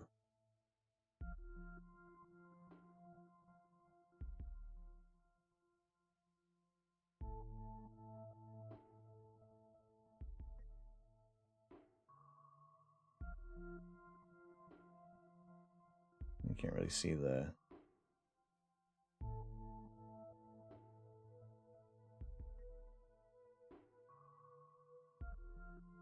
So we have our first, which is a little more red, which I feel ended up being a little too red.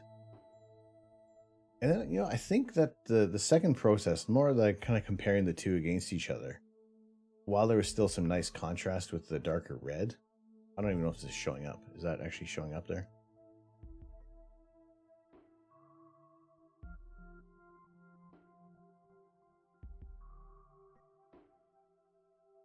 Yeah, it seems to be.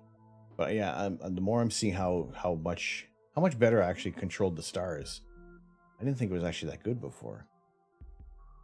Medieval Dead, hello.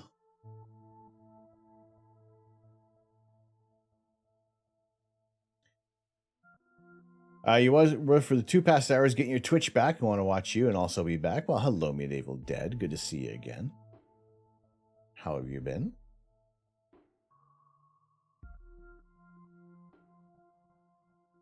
Glad to see everything is back up and running for you. So I think I want to do one more reprocess of this target, of the data that I have. And yeah, so our first one, our second process, the stars just look that much nicer in here. Tried to take a little more care of the stars as we were processing. So I think it is just managing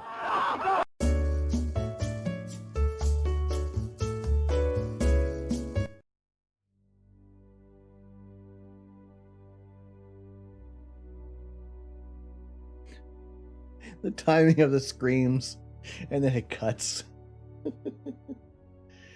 JWSD Advent Calendar, just use a Christmas one, but ignore the last 3 days. What's up, Velusip? How are you? Too many stars unless maybe a few of them explode. Make that area really interesting. Thing is, you got a little bit more of a stellar nursery within the Christmas tree cluster than you would have supernova remnants.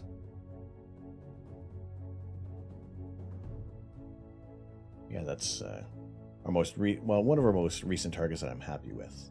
I'll have to definitely go back through the Cygnus ball and try that again. But yeah, I think comparing the stars in this image versus the previous,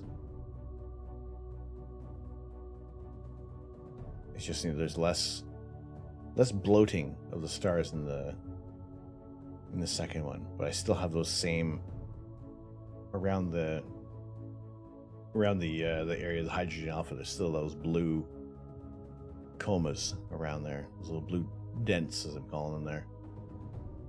So I think I have to reprocess this, get rid of those little blue circles around the stars, because those shouldn't be there. And then if I can kind of somehow, not sure how, reprocess it to actually look similar to this one. Yes, this was the Christmas tree cluster that we did image a little bit on stream a few weeks ago now, when we actually had clear skies. You remember clear skies? I don't. We took the pictures and then did a little bit of processing on stream. So yeah, this is about 10 hours worth of data on here. And I figured this right here, I got to make a Christmas card in the next couple of days, so we can.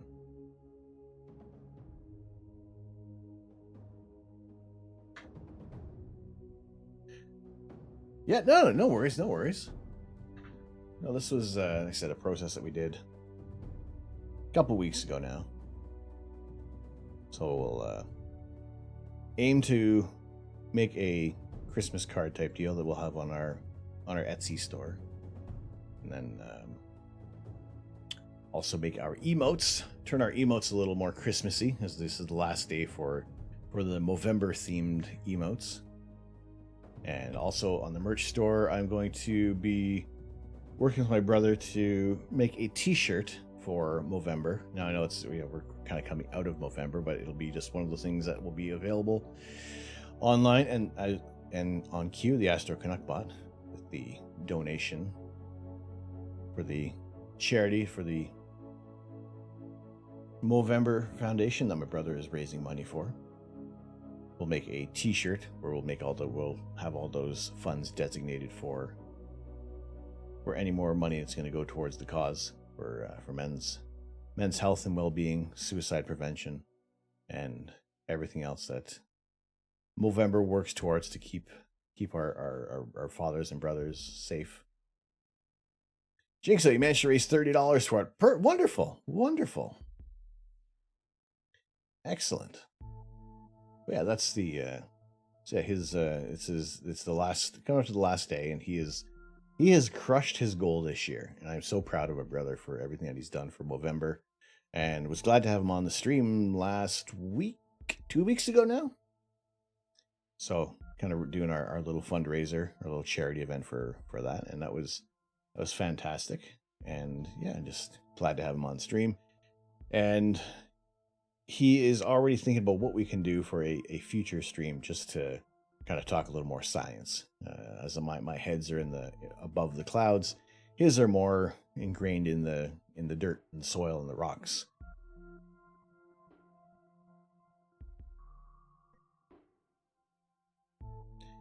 Twitch is being weird trying to donate. It's all right. It's no worries if it's if things aren't working. But you know, it's just it's wonderful to have you guys jumping on in, and it really is just me wanting to help, you know, bring awareness to men's health. And you're hoping to raise 2,000, but it didn't work out that way. So the link that we have, that's the Movember link down the bottom there. But that is all that money goes towards Movember. My brother did talk about all their transparency for everything that they do. I believe it is 80 cents on the dollar that goes towards everything for Movember. So it is all on the up and up there. And we did manage to, like I said, as the Astrobot says, overall $490 was donated towards his Movember charity, either through this stream or just through donations directly to his Movember page. But it was always good to see everybody involved in that. So yeah, that's like I said, that last few hours for his fundraising. So it's just, like I said, I'm very, very proud of what he's been doing over the past 12 years now. And yeah, just very, I want to say just the adventure, how adventurous he is with his facial hair. If I was to shave my beard, I would probably be banned from Twitch. He's saying this, you can't have this kid. You can't have this kid on Twitch. Doesn't matter how old I am. I feel like I'm gonna look like I'm 12 years old if I shave off my beard. But no, any little bit of money that's raised towards Movember for any charity is always going to help. So whether people donate $5 or $500, it's always nice to see people being able to help out when they can. And you know, if you're just helping out by being there, being a friend, being someone to talk with, that's giving up your time is worth more than any dollar amount ever will be. Because you can always make that $10 back. You can't get those hours back, though. That's the only thing. That's the only thing you can't do. So for you guys, for everybody who comes on in to stream as well and spends some time and hangs out and is chatting or even just lurking, there's things like that mean a lot to me as well. Because I've been doing this now for fun. It's crazy. I've been doing this for a year. Save for like the couple of months that we've had broken up between moves, but still, we've been doing this for a year now, and we've met so many amazing people here on Twitch, and just met so many amazing people in chat, and discovered I don't want to use the word so many again. We've discovered a copious amount of people doing amazing things on Twitch and just sharing what they love. Now I'm going to share. I don't even know if I'm going to love this. You are amazing, CJ. Seriously though, that Titanic, I still can't, I still like sing the praises of the Titanic rendering. That is tremendous.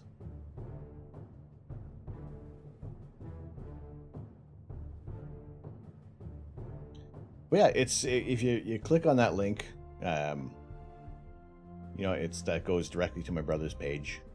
That's that little handsome gentleman there, which he has crushed his goal by over $800 this year. So, like I said, super freaking proud of my brother and everything that he's been doing. So that link will take you over to his Movember page, and yeah, we did have before we had the donations coming through the stream that would go towards Movember. And that should be all changed back to yeah, just to everything that comes in now is going towards more astrophotography upgrades.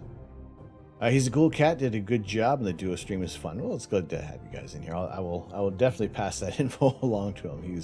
He was super psyched afterwards. Like he was just it was like his first real kind of live stream that he had done. So, but it's funny because he's also a wedding officiant as well. So he does a lot of a live public speaking. So it's I guess it's a little different when you're kind of just talking to a camera and having to wait for you know, when you're seeing just the chat running through and just being able to entertain yourself and others. So yeah, he was very happy with it. He was very impressed with everybody who was in the chat. So he always wants to pass along his thanks to you guys as well. So it's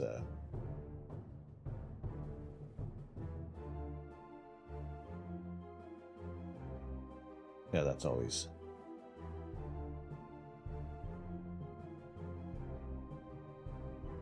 wonderful.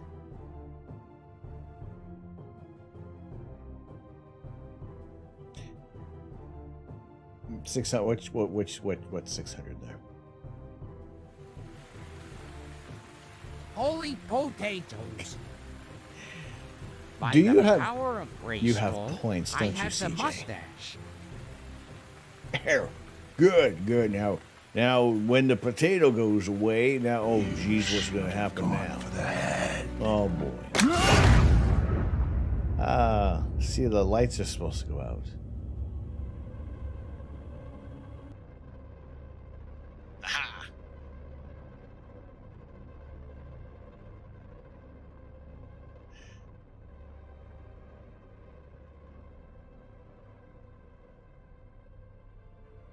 No, okay, well, this is where I need to keep talking. What's going to happen now? The old mustache came back. That's the, you know, the interesting thing. Everything goes. You sure know how to break a stream, don't you? Where'd my 3D glasses go? Yep, that's my brother. See, you wait here. Let's hide the beard.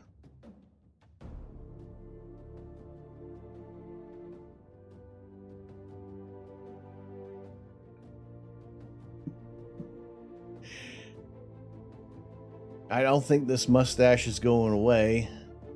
I don't think this mustache is going anywhere. Can I work it enough that it almost looks... Is he really wearing this mustache?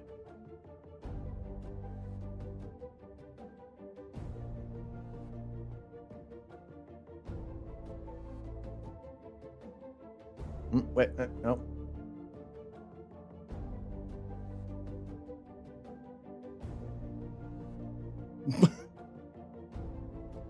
This is kind of like a patting your head and rubbing your tummy at the same time.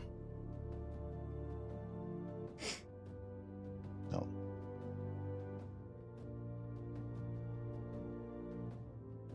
There we go.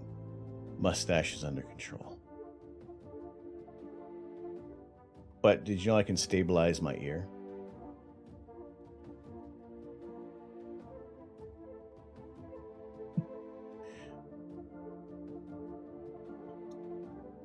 You will get a surprise soon.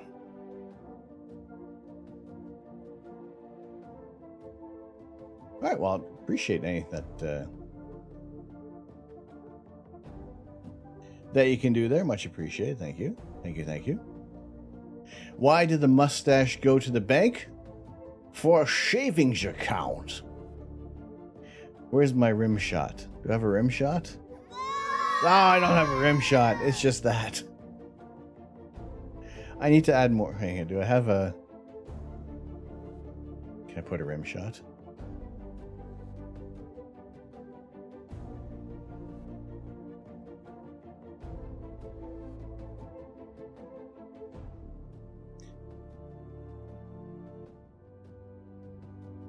Can't spend $1,000 on here. Taxes suck. That is okay. That's all right. Want to learn more about gravity? Now, funny thing is, whenever I think of, it's a weird thing. I think of Garfield and Friends.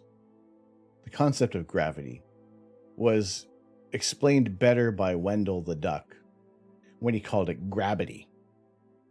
Where it was really just the Earth grabbing and holding you down for dear life. I always think of his gravity song. Now, I've also realized whenever I'm watching things on Twitch, I don't get dinged for it. But if I upload my VODs to YouTube, or when I upload my VODs to YouTube, certain things get dinged for copyright notices. Now, one or two of them have been legit. I'm like, that's fine. You can cut that little bit out. That's okay. But there's other, see, like parts of the songs in the background, which are from bensound.com. And I've credited them. I've done everything I need to do. And it still tries to say that it's part of someone else's music. I look up what that music is, what is being claimed for a copyright, and I notice that those people are using this music and trying to claim everything as theirs. And I get them back by telling YouTube, no, they're the ones who are doing wrong. They're the ones who are making music that they're trying to make money off of from a site that says you can't do that. I'm just using it as background music and following their rules.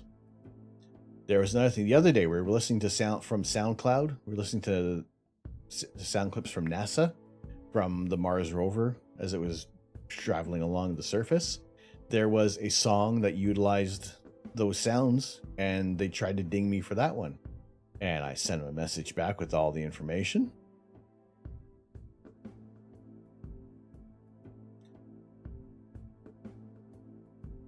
And, you know, it was just my way of just sticking it back to YouTube and saying these people are claiming a copyright. That's not them. You just wanted anyone to tell me, hi, I'm lonely. Hi, Medieval Dead. I'm lonely. I'm definitely alone in here. Be freaked out if anybody was hiding in this room.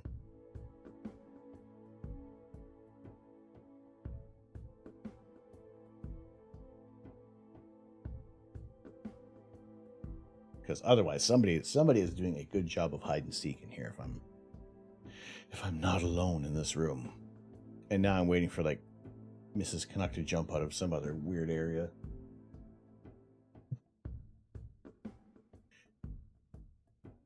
Local streamer freaks out and screams like a little child. All right, let's jump into Elite Dangerous. Let's see if this, okay, you know, before I even change the category, if things start going sideways,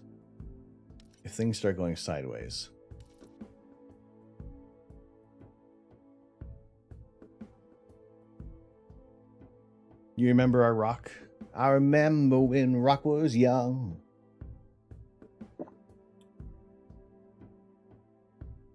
All right, let's see how this works. Our rock was a tiny piece. Is it a rock floating in Earth? No, not rock floating in Earth. Floating in space. Is it a pale blue dot? All right, so far, so good. Remember, we thought it was an asteroid. Oh, the bird that we were hoping was going to be an asteroid. When then everything was squashed. I was looking through the clips. I was looking through clips when I was looking for a specific clip earlier, and then that is like one of the top clips of the did we see an asteroid, or what the hell was that? I think was the comment. Oh, okay. One other thing before I totally forget: if those who are unsubscribed to the channel, That's fine. That's cool. I appreciate you spending your time in here. If a commercial pops up, if for some reason even if it's like a 5-second commercial, let me know, because I am definitely not touching any buttons to run advertisements. If I do run any adverts, it's before I go to the bathroom or take a quick little break, because then there's really no content happening. Yeah, let me know if that pops up, because I've been sitting in other streams before, and just like these random little quick commercials pop up there, and it's like, I'm thinking Twitch is being a little annoying with that, just running these mid rolls out of nowhere, because I don't think that the people are actually running, because there's no provocation. They're very short and it doesn't make sense. So if during the stream a quick little commercial pops up, just let me know. I'm just curious to how that's going.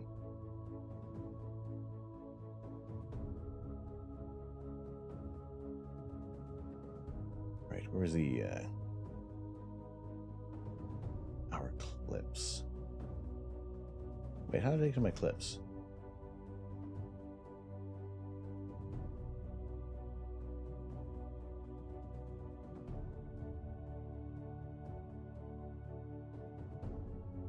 Yeah, they're the job. It is polar aligned to the North Star, Polaris.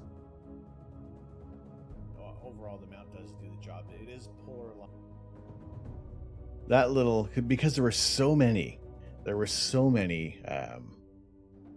asteroids being reported in the UK, that it was like we wanted that to be an asteroid, but you can even start to see it on here. After we further scrutinize things, there is a bit of a curve. Although we later did actually capture, Jinxo. All right, no worries. Oh, okay.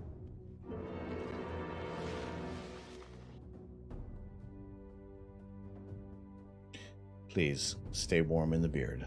We'll keep you safe. Appreciate the lurk. We did end up capturing a couple other meteors during the I want to say the Perseid meteor shower.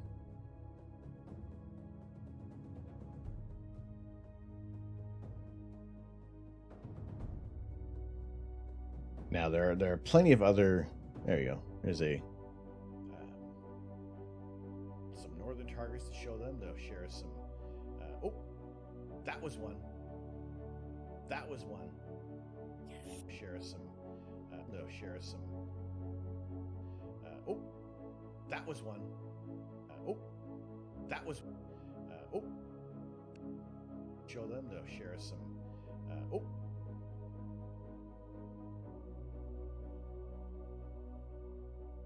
Oh, can you explain gravity that's closer to a black hole? You're confused, but you understand.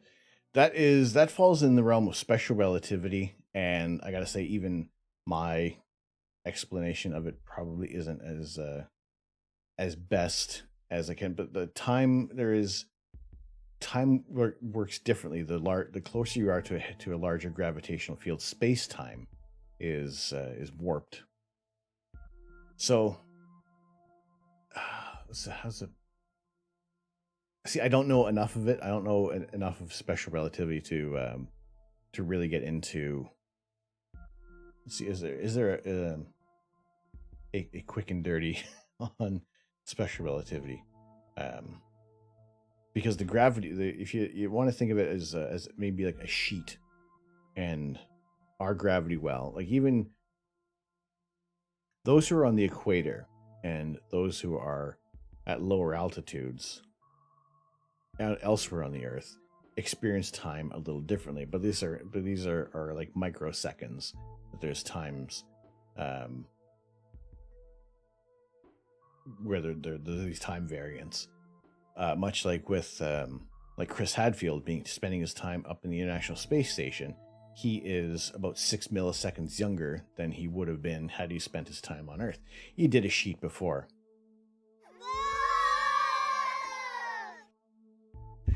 Unless it was very enjoyable.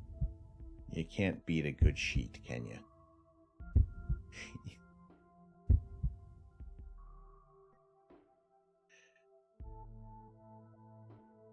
So the I had a poster on special relativity.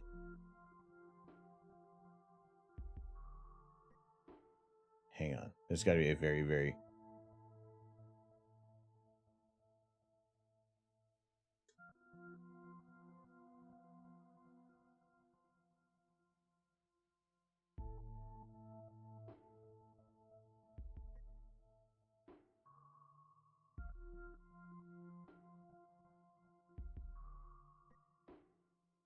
Oh, these are all too long.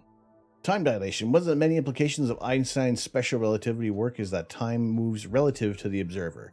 An object in motion experiences time dilation, meaning that when an object is moving very fast, it experiences time more slowly than when it's at rest. So as you're being pulled into the gravitational force of a black hole, this is where your time is moving to you, is moving much...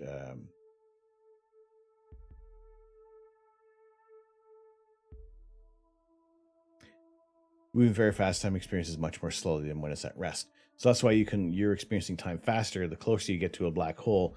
Looking out into the universe, that's when you're going to see, when you hypothetically see everything evolving and passing and occurring much faster. What was the best thing you imaged?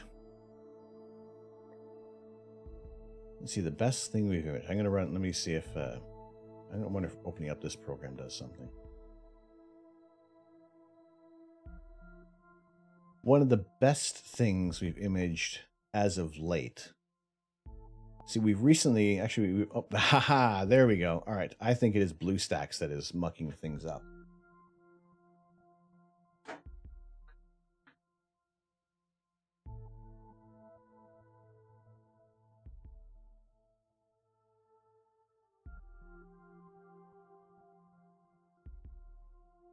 All right, this might cut out again, so I'm gonna make this one quick. Always, it's always going to be the Orion Nebula. This is one of the best targets to shoot because it is fantastic for beginners. It is wonderful for those who are experienced in astrophotography because you can really work this target to bring out all of the faint details we can start to see showing up here. But the more exposures that you're going to start putting into it, this core, this central area of this stellar nursery where these stars are being born and formed, is very, very bright in the core. So you want to take like exposures that are only a few seconds versus doing like minute-long exposures or 3-minute exposures where you want to get more of the faint nebulosity in this target. This gets blown out very, very quick for long exposures. So when you're building up your image, you kind of have to take multiple different lengths of exposures to try to bring out all the details as much as possible in here. So this is one of those targets you can look at with a pair of binoculars and you can see a faint gray smudgy blob in the sky. You can even catch a bit of the glimpse of the nebula with your own naked eyes. Your meat cameras are strong enough to actually make out this nebula without any optical assistance. So when you are looking at the 3 stars of Orion, you are able to see the 3 stars. And if you're in the southern hemisphere, you kind of look up to the top right, and you'll see this kind of smudgy gray bright splotch. Or if you're in the northern hemisphere, down in the lower left of the belt, you're going to see this splodge of nebulosity. And it's one of the closest nebulae to us. In the northern hemisphere, it is very easy to see with the naked eye. Southern hemisphere, you're going to see the Tarantula Nebula, or the Carina Nebula. That's another bright nebula that's seen from the southern hemisphere, exclusively from the southern hemisphere. At least what I love about the Orion Nebula and the Orion constellation is that we share this constellation, the northern and the southern hemisphere, and I feel like it's one of the popular areas of the night sky that kind of it keeps us connected, really, in a weird sort of way. I don't count the moon because, well, we just naturally are always going to see the moon night or day, depending on its phase. But it's nice to have this one target that people on both hemispheres are going to be imaging and sharing these pictures of Orion. The wife just said if you wanted the C8 kit, it's here. Only thing I told her, don't think I want to pay international shipping. It has to be insured. This is, well, you know, it's we'll converse a little later there. I would really just be curious to see what numbers would be. Plus, it's got everything in it: white dwarfs, red giants, lots of nebula. Yes, there is tons of hydrogen alpha within the Orion Nebula, and we have yet to actually take a super wide field image, like long exposures, to start to reveal. Like I've never shot the Witch Head Nebula. I've never imaged that reflection nebula near Rigel, so that's another target that I want to get. I want to have a picture of, and I think with the right filter, with the L Pro at least, I think we got a good chance of getting that one in our field of view as soon as we get rid of all these clouds and snow. We got to get rid of that.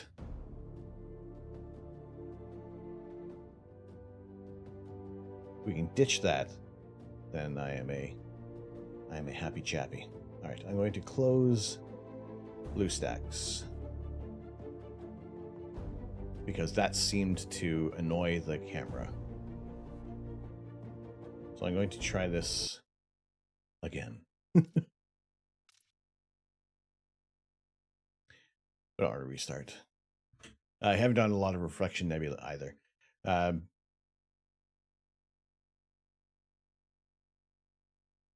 Bad, no L Pro on reflection. Just throw a UV IR in your Portal 3. You don't need to worry about the L Pro until the evil nightlight is up. All right, I will aim to nab a UV IR cut filter.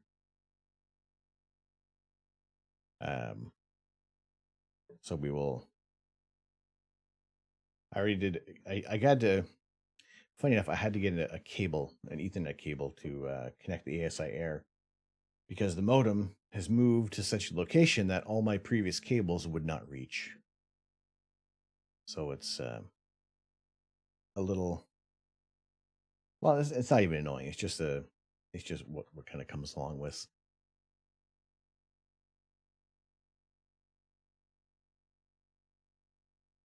With imaging. We want IR cut. We want to get rid of the infrared signal. And any UV that will contribute to any star bloat. So we just want to have just the main visible spectrum coming through the scope. All right, my camera.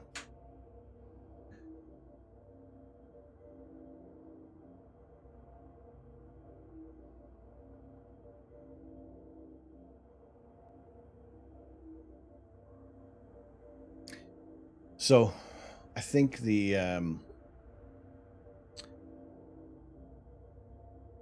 UV IR filter, it's like $84. That's fine to add into the mix.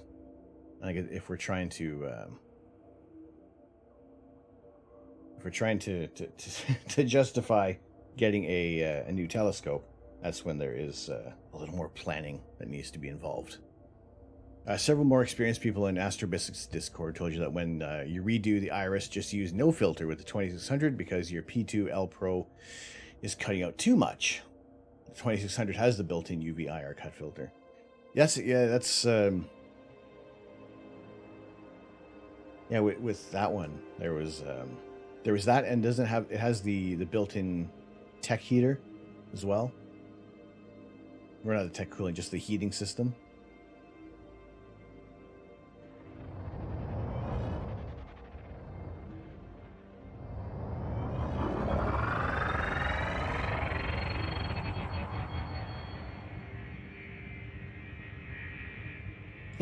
That's as fast as I can go. The ship will go 169, and that's it.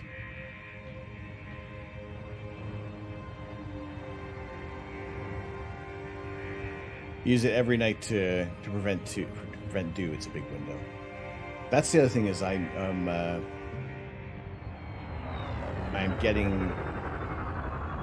going to get that dew heater extender from like Agenia Astro, so I can actually plug in the dew heater for the camera just in case. I haven't experienced anything in the past, but condensation seems to be a big thing up here. It's like we've run into condensation territory.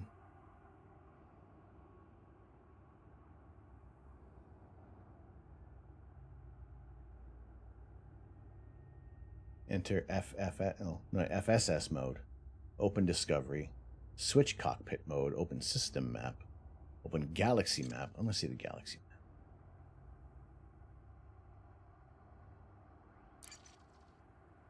Hello, galaxy map. This is a terrible galaxy map. Alright, I see it. Frameshift drive charging. Ready to engage. Oh.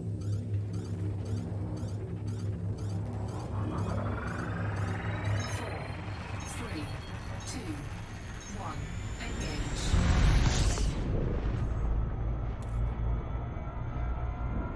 All readouts look good.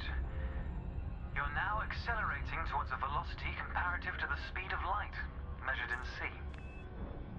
Supercruise is used to navigate within a star system, allowing you to cover significant distances in minutes. Usually you'll retain control in Supercruise, but on this occasion your ship's computer is following a preset path. I see. So could I go, like, anywhere? 3 new contacts. What is all this? This is a good time to familiarize yourself with a couple of the cockpit panels available to you. In the top left of your HUD is the comms panel, which displays pilot communications and contacts across several channels. The top right is your info panel. Entries here mostly relate to your ship's status, computer messages, and events happening around you. Okay. Ah, there we go. Welcome to Lightspeed. So we are now traveling at the speed of light.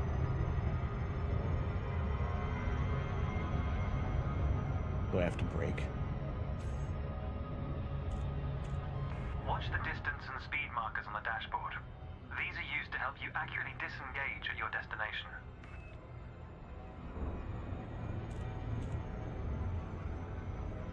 Your next lesson will introduce the basics of combat.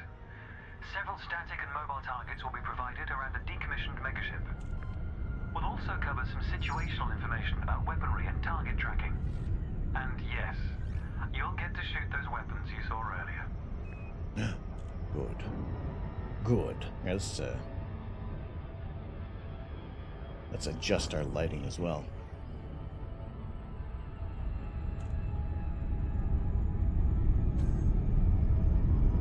Astronomical bodies have a gravitational effect on the FSD, reducing your ship's speed. The closer the body, the greater the effect. Oh, so can we fly to Sagittarius A star? We fly to a black hole.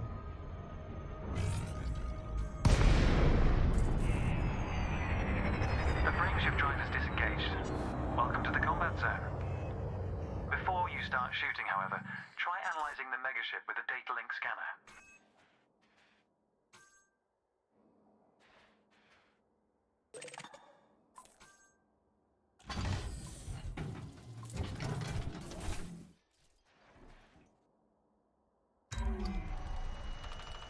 Okay.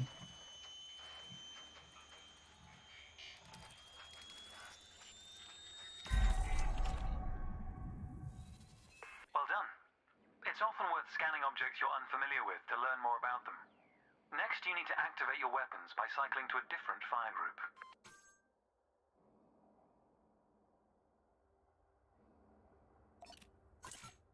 You'll notice that your weapons are now listed on your HUD. Fire groups allow you to manage your hardpoints efficiently. Let's begin the combat evaluation. Destroy several of the canisters. How do I? Oh, primary. All weapons have an effective range, so you may need to move closer here.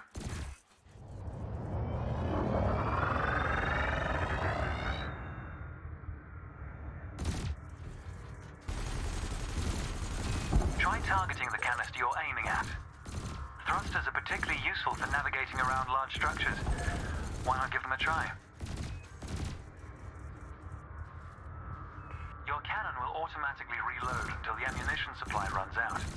Meanwhile, your laser will fire until the capacitor is depleted, at which point it will need to recharge.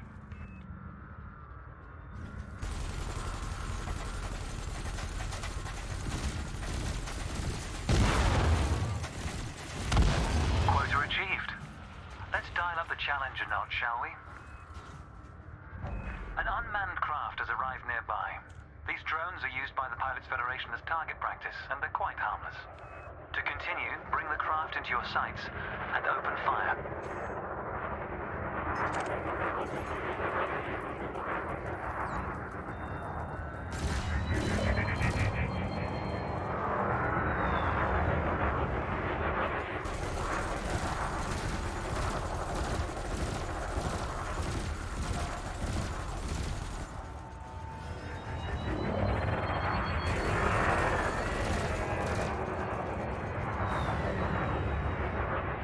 I recommend targeting your opponent during combat. Notice how your reticules move towards your target. Your ship's gimbal weapons offer a degree of aiming assistance.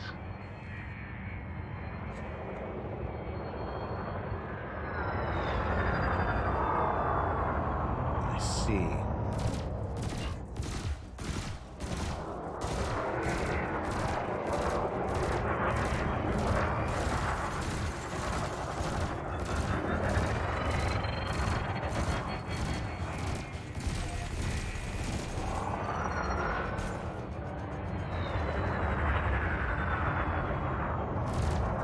So, can I, like, lose my ships? The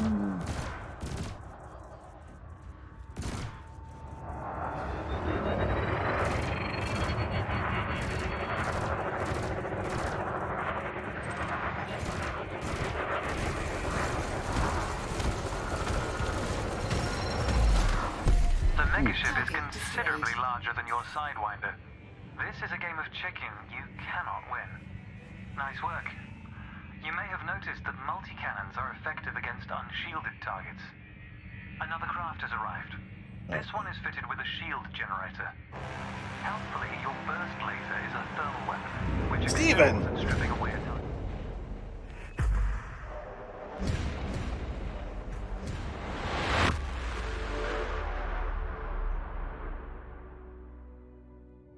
What's going on? Stephen McNotreal, hello! Sir, how are you? Hello, Bright Jess. Shayla Teagan, hello, hello. Welcome in. Hello, Raiders, how's it going? Stephen, thank you very much for bringing community in here tonight. What were you guys up to? Hello! Good sir. My favorite Poly Cotton Blend streamer, how are you? I'm good to see you in here.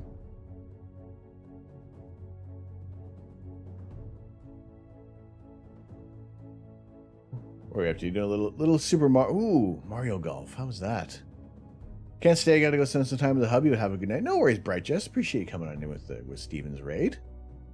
Appreciate it. Thank you so much for the support. Good to see you in here. How has Mario Golf? Has it significantly changed since the Game Boy days? Has it been a bit of a change? A little improvement in the graphics? Made of Eddie BRB, no worries. No worries, we're here for a little bit. Now that it seems that Elite Dangerous is actually running, I think we're good. I think I'm happy with how things are running here. Last round ended in a tie, so it was all around. It was all a grand time. Wonderful. Wonderful. Any does it have power-ups like Super Mario? So I remember playing Mario Golf on Game Boy, and it was just hit the ball and go. Everyone can play at the same time, so the game. Oh, that's good. That's good. You can't interfere with the other players, or can you? Or can you manipulate the other players?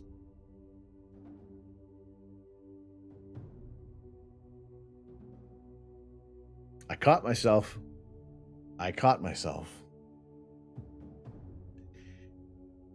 Can you interfere with the other player's gameplay? You can use power-ups to mess with everyone. Okay. Good. And this is all on the Switch? Do I have to get a Switch? Do I need to get a Nintendo Switch? No. I tell you, see, I feel a little burned by the PlayStation Vita. I gotta say, I bought that and I thought it was going to be a fun thing to play, and it just, like, everything seemed like all the games seemed like they were so downgraded. Like, I had the Harry Potter Lego, and it was terrible on the Vita. And I thought that had some great options there. Yeah, they just dropped a free update with new characters, modes, and courses.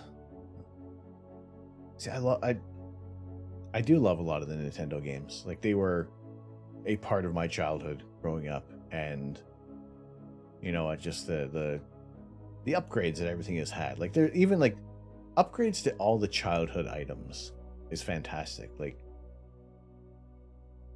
Transformers are now what we wanted it to be as kids. You know, just with the old, like, arms would only move up and down, and that was it. You want to pretend you're having a classic battle with Optimus and Megatron. Then they're all just like up and down. That's it. Now you can pose them. Now you can buy an Optimus Prime that transforms all by itself. And it'll do all sorts of movements. It'll fight off the Decepticons. Now, I don't happen to have Optimus Prime money kicking around for that. We put that towards a telescope instead. But, you know, reliving childhood. Toys. And now there's life-size mechs. Are there like life-size Gundams in Japan that you can sit in? Do they have those?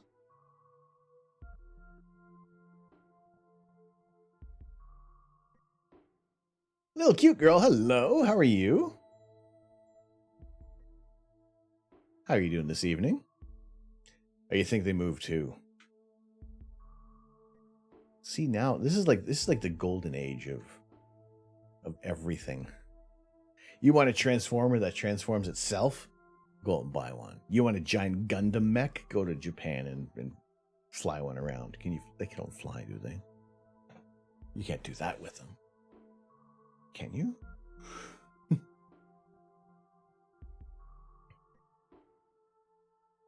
You're good? Excellent. Wonderful to hear. Been having a wonderful Tuesday night, a wonderful stream thus far, because Elite Dangerous is actually working to the point that I'm going to change our category. I don't know how far we're going to get in the game, but you know what? We're going to give it a go.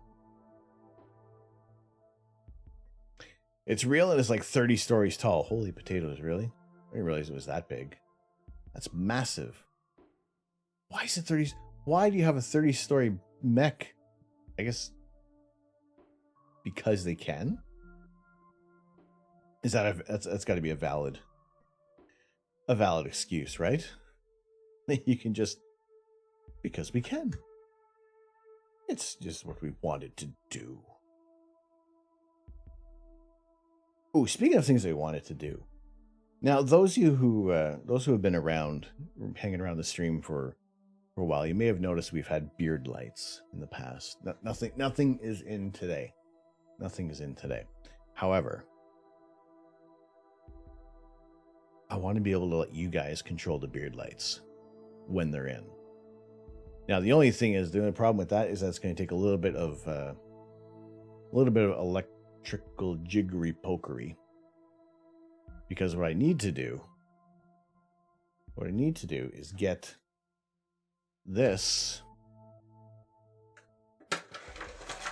little battery pack, which clips on the back of my shirt, is to be able to take this out and connect it into some sort of power outlet. Hello, Nova Charter. How did the rest of your stream go with your virtual Nova? Last I kind of peeked in there, you were working on the eyes, and you're giving them some wonderful eyelashes. So the trick is to try to get this rewired into a USB, which would then plug into a power outlet that can then be controlled by chat. We are fast approaching December and Decembered. So I need to figure out how we're going to get this to work. Oh, good. It still works.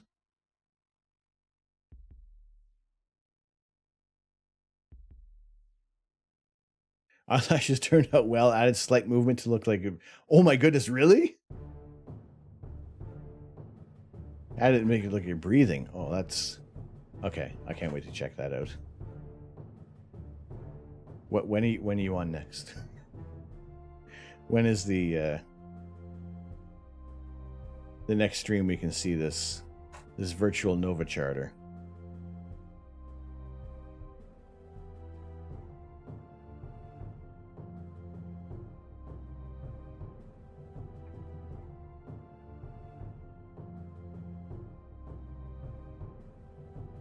So yeah, it's what I'm looking to do is get this connected to a USB, which the possibility this is just a positive and negative wire that I should be able to connect in there. And I just need to make sure that the voltage is correct so I don't blow my beard up. Thursday, you're up for any suggestions? All right, I will happily be tuning in on Thursday. I'll happily check that out. Also, if those who are watching, if you guys want to follow Nova and Little Cute Girl. So a wonderful Twitch power couple who does some regular streams. And also this Friday is their dog Spock's birthday. So is it Friday that it's his birthday streams? Check that out. An adorable little pup. Beetle Rock, hello. Hello, Beetle Rock. How are you doing today?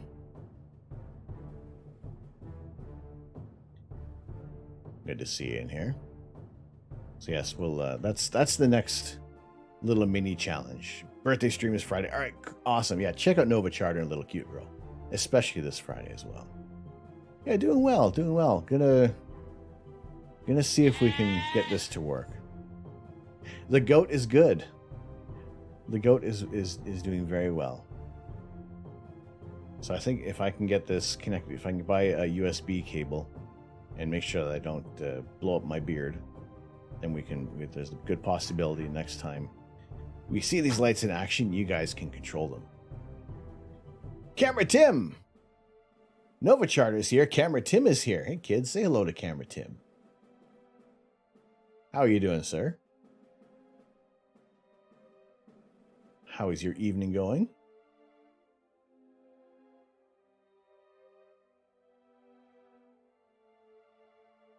Wonderful to see you guys in here. Camera Tim is another one to check out if you have any questions about photography and lighting and everything else to do with your Meet camera assisted items.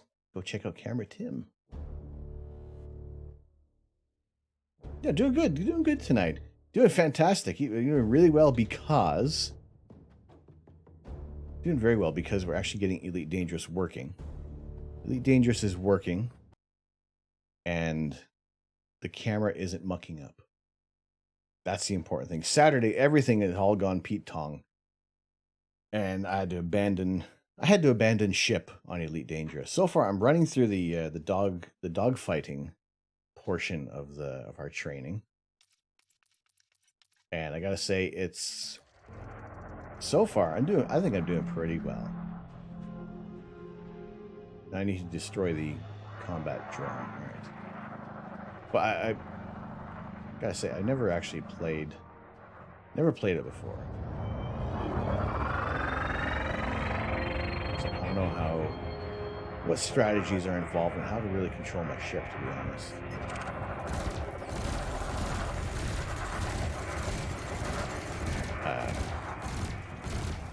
I mean, it all seems fairly standard stuff with, I guess, outer space things.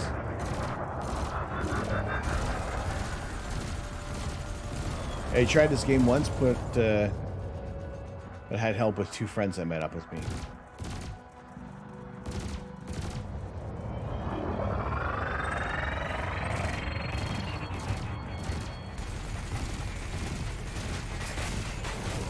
Yeah. Whoa. Jeez.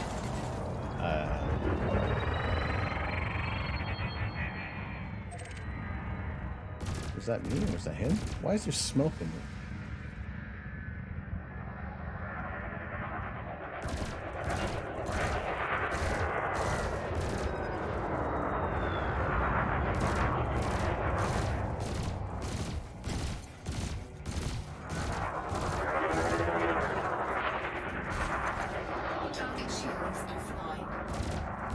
Okay, so now we should just like shoot crap out of them now.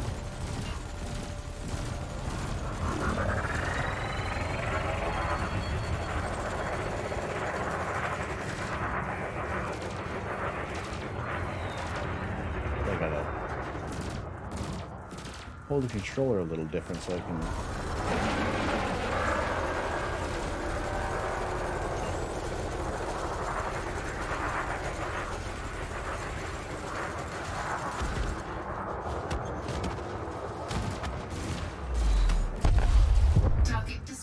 Boom! Alright, there we go. Alright, I am Am I Elite Dangerous yet?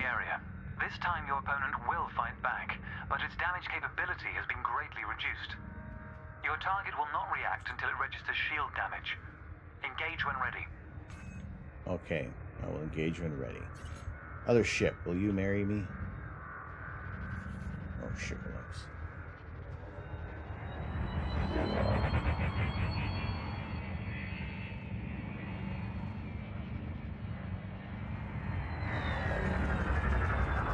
I feel like I need to be like holding up, like using both fingers here, not just flipping back and forth. Like I need to actually.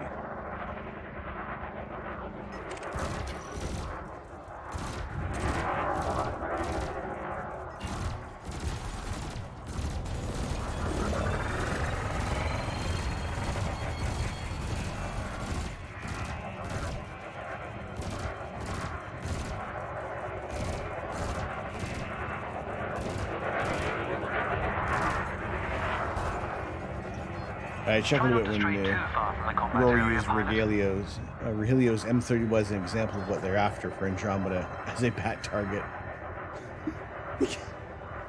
That's very ambitious for what Regelio has done with Andromeda. 'Cause that's that massive wide field with all of the that HA signal there too, isn't it?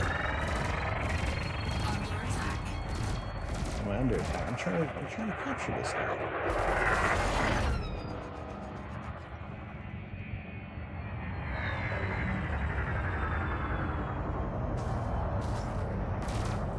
How do I avoid?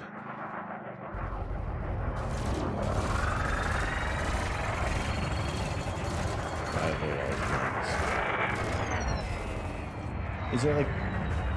Can I do like a quick stop and then flip around?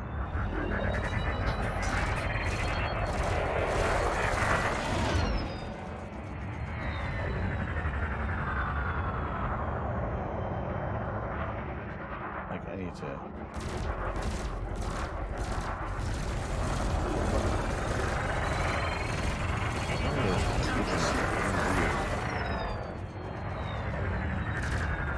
if you have 1 or 2 people just doing HA and 2 doing broadband, that cuts down the time. That would be good. That'd be cool to.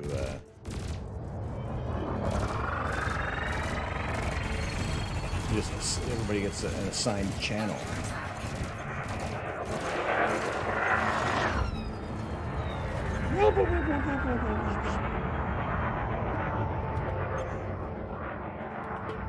I'm only fighting this guy because of his little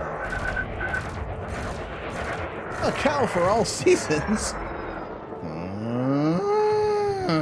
Welcome in. Welcome in, cow. How are you doing? Oop. I am... oh, apparently I'm under attack here.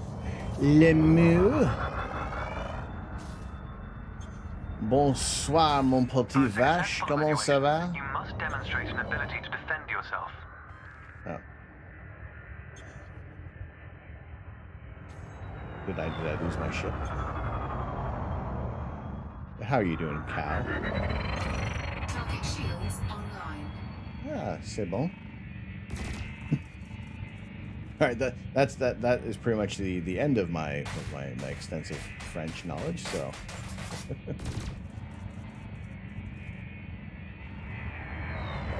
wonderful to have you in here. I am trying out Elite Dangerous for the first time, and so far, I gotta say, I am feeling fairly. What's almost elite? Feeling like moderately dangerous.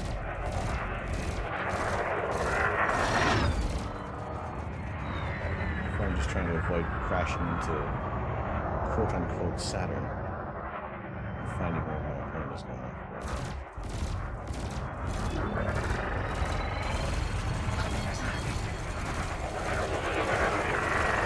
Target shields offline.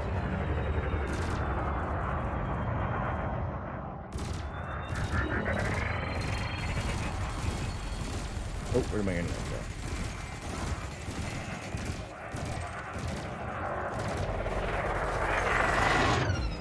Elite doesn't have a learning curve, more of a learning cliff. Seek help early and often. Well, I gotta say, I'm under attack. Your firepower greatly outclasses that of your target. Running means you miss out on an opportunity to learn. I'm not trying to run away from my target. I'm trying to find my target.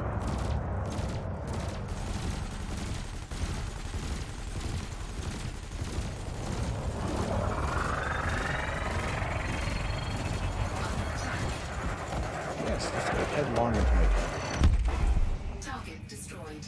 That was the last yes. target. Even if you're planning on a peaceful career, understanding the basics of combat is vital for a pilot's long-term survival. For advanced combat information, you should refer to the pilot's handbook, which we'll cover in more detail soon. Alrighty.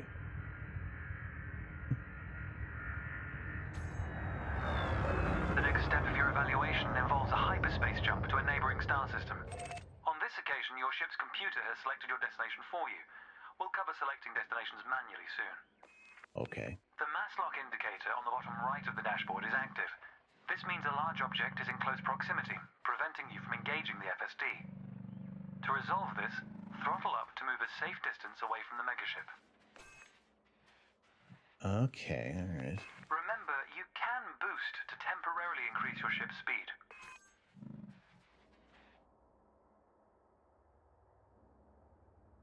Boost. Boost.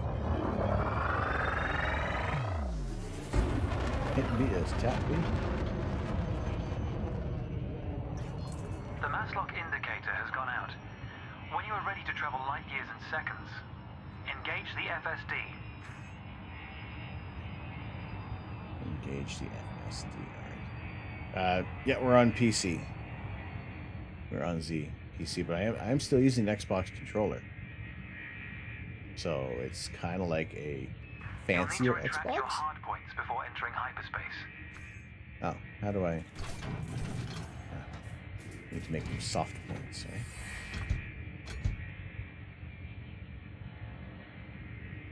Wait, can I fly over to Saturn or this Saturn Neptune kind of thing?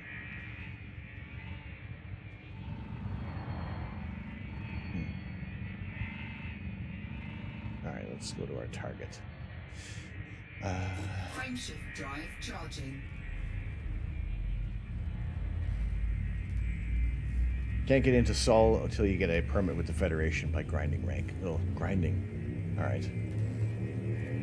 I mean, see, I'm still in the tutorials, so. 2, 1.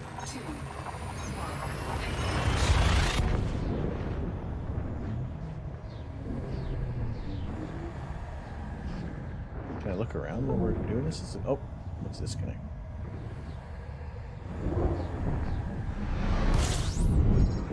Ooh. Oh, that's cool. I like that. Technology has made the task of leaping between star systems appear trivial. Never let this simplicity distract from the marvel humanity has achieved. Your next stop is Quello Station. This time we'll employ the Supercruise Assist module to guide your approach. Open the external interface panel to your left and select the Navigation tab. This is space trucking. Oh, was it? We had Floyd talking about the trucking simulator earlier. This is just the same thing, but we're in space. It depends. You're a PvPer. My experience is very different from a trader in the same game. So what? So you can be a. So you can have kind of like a peaceful career, or you can have what's all that running around there? Or you can like engage in different fights. You can be a fighter.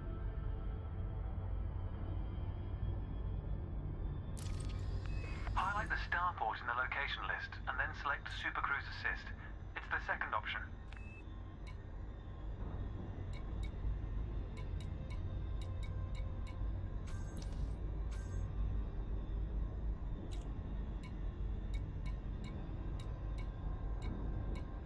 Super If you're Cruise. lost, exit the external panel and start over. You can take your time to familiarize yourself with the panel controls. Bird, you can kind of do and be whatever you want. It's very open-ended. There's a ton of career paths to look into. I see. Oh, wait, highlight. Kilo Station. Select Super Cruise Assist.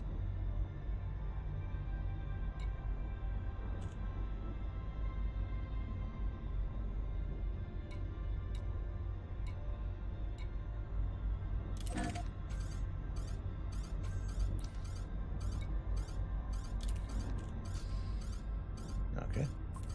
With the destination selected, throttle up and aim towards your target. The compass to the left of the sensor display will help you orient yourself. But you never played, so take it with a grain of salt. And you've been playing since 2015. Okay, so if almost everything that I'm doing is probably seeming infuriating and very, very slow. It's one of those things I try to, if we're doing any games on stream, trying to keep things space-based. And this seems to be the most spaciest, basiest game. And you know what? Everything seems to be working really well. So definitely think we got to pick some. You may wish to pick up the pace a little. Yes, I can hear you, chat thingy. What are you, Theo? I can hear you, Theo. There's a voice pack for this game that has Brent Spiner. Really? Really? Oh my god. Yes, I want Brent Spiner. Yeah, if you stream this game, the community will come and they will help you. I like helping games. I like the fact that if the game, even if people are being a little competitive, but they're still helpful. It's just that fun competition. Good. Your ship is now bound for Quello Station. Quello Station, all right. We are now traveling at twice the speed of light, 3 times the speed of light. Yeah, I have. Let's take a moment to review the interface panels either side of your chair. The The external panel KSP is awesome to watch because I just end up blowing everything up, or I abandon my Kerbins mid orbit. The internal panel So displays information about you and your ship. You can adjust module functions, check your records, and access the codex, among other things. but I think as long as we're not actually running blue stacks, everything seems to be working all right. I think that might have actually been the problem with everything. So yes, I think for the little bit that I've been playing this, I know we're still in the First step into the galaxy should be. tutorials. Oh, yeah. The pilot's handbook is a great source of help in a variety of professions and how to outfit your ship for them. The handbook also offers advice on various ship functions that aren't covered in this evaluation. You can find the pilot's handbook in the codex, accessible on the home screen via the internal interface panel. You can find the pilot's handbook in The the trails codex. moving Right. around you are FSD wakes. Your ship is also emitting one. The position of each correlates with their respective sensor display icons. In a moment, we'll be going through the docking process. This will cover docking permissions and a standard landing pad I'm approach. sorry, we're doing what? We're doing what now? Okay, so when it says one new contact lost, is that just someone within your radio frequency, or you're kind of like where you can... just how it works, you're the first to show up, apparently. Well, glad to have you in here. Because I'm going to say that peas and rice. These things will show Welcome to up. Quillo Station. This is the final stretch. You'll dock here shortly, but I'd like you to position your ship near the starport's access corridor first. Starport's Just the someone backbone of appearing and humanity's vanishing from operations radar. throughout Right. inhabited So space. as I'm playing, once I'm kind of They out of the provide visuals tutorial, of the commodities market, is it just a kind number of like specialized contacts, that you and have this various ship facilities. open Most world, pilot business is conducted and you via can the kind Starport of Services interface. I meet recommend people at familiarizing yourself random? with this screen when docked. and because I guess because you're working with the whole galaxy, can you go days without actually encountering someone, or is there always going to be people around playing the game? Because I also did just pick the base game. There is the other expansions in here, so I don't know what else we're going to be encountering. All right, what was I doing? Navigate toward the Coelho Station access corridor. All right.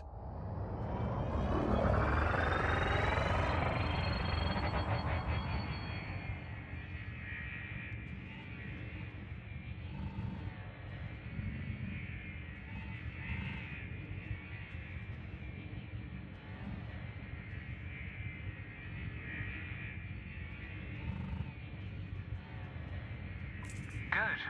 Ease off the throttle and hold position here. Oh, and try not to block the access corridor. Okay. X to set throttle to 0. Okay.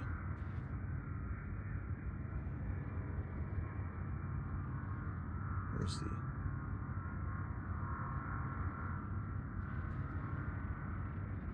Don't enter the starport just yet, pilot. Oh, okay. Approaching All right. without obtaining permission first can be dangerous. Oh.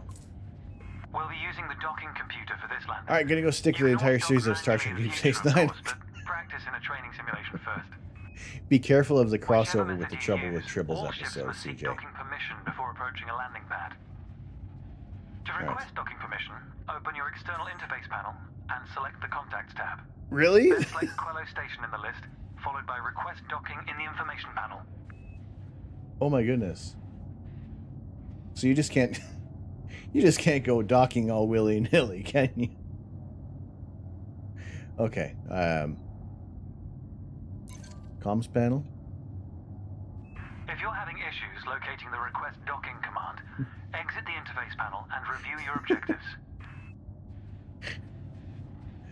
All right, CJ, take care. Good luck. Select type message. Oh wait, am I on the wrong thing? And interface panel. All right.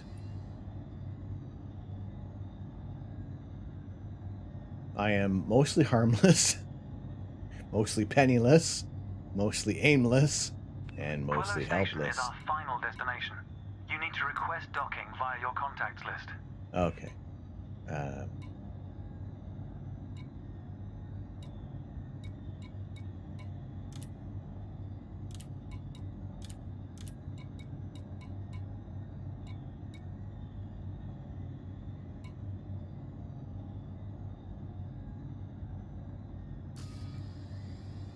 Oh.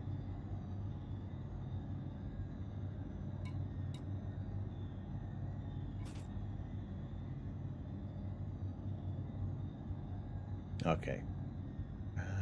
Select contacts with the LB.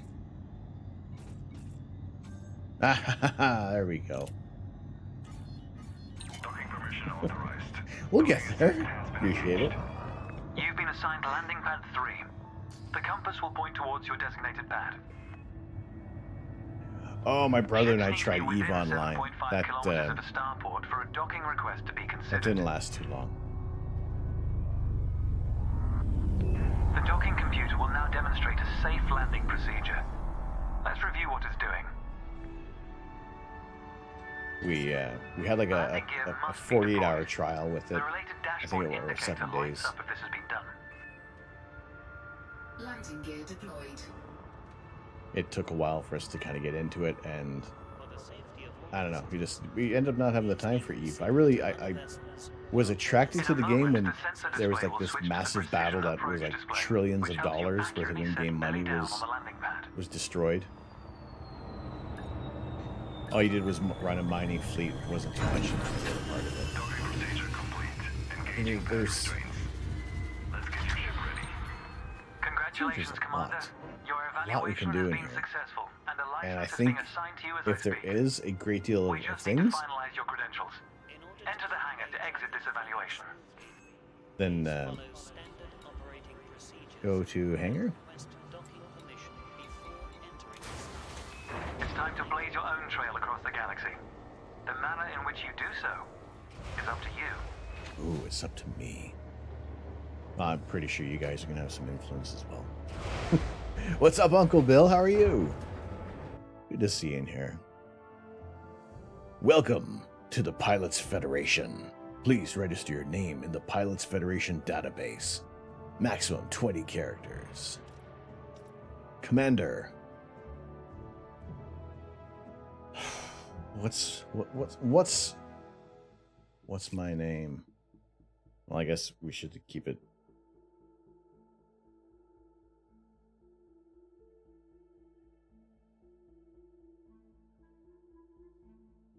Will be Commander Astro Canuck.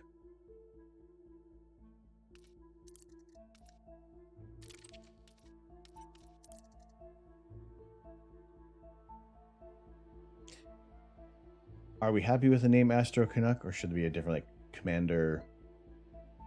What's another famous commander? See, if it was Admiral, I never hear anybody addressed as Admiral. I always think of Homer. Like, aye, aye, Admiral Butthead. But no, we'll stick with that. We'll stick with. Yeah, going back to EVE Online, I thought it was that whole. Go on. Maybe a Grand Moff at best, but it's yeah. I don't know what it was about EVE Online. Maybe it was just the time we were playing. It wasn't. Our laptops wasn't able to kind of support the game. It wasn't. We spent more time creating our character than anything else. And then by the time we were getting ready to play, it was, I think he had just, like, the niece had just been born, so it was kind of like a very little amount of time he had on his computer. We just wanted to give it a go, but yeah, it didn't work out that way. Name Astro Canuck is already in use. Who? All right.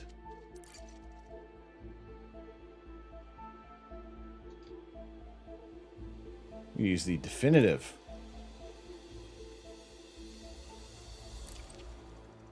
Yes. Well, I'll tell you what, I was very surprised I was able to get Astro Canuck on Twitch, because whoever had that before me, at some point in between, I want to say in like the last 6 months, they abandoned that name. So I was able to snap that up.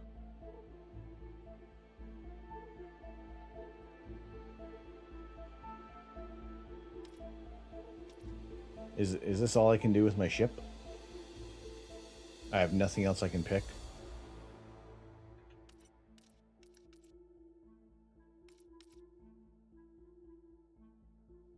For now. For now.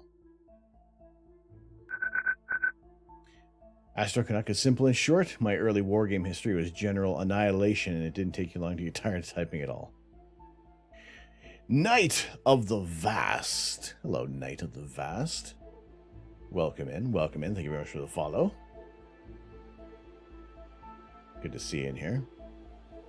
All right, so this is it for now. My ship's name. I get the name of ship and ID plate. Oh, this is even worse. Oh boy.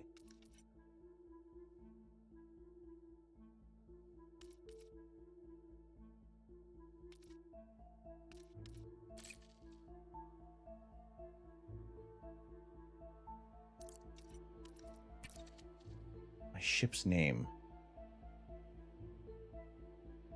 Oh, this is even worse.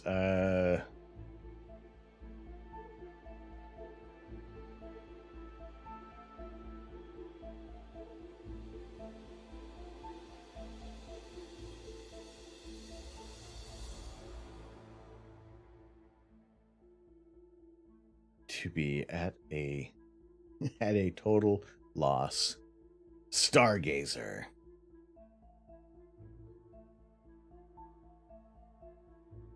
Let's go with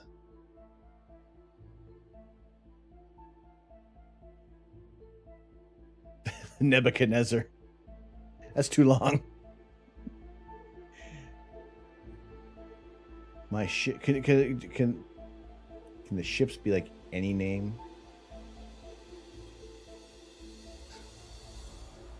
Spaceship Flarf.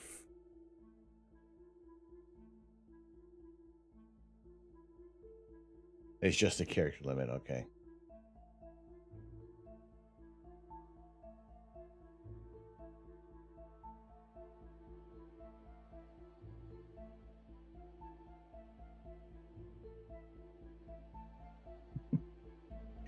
Neo and Morpheus would approve. True. Okay, I think that's a little... At least that's what we know what's the character limit. Ship name.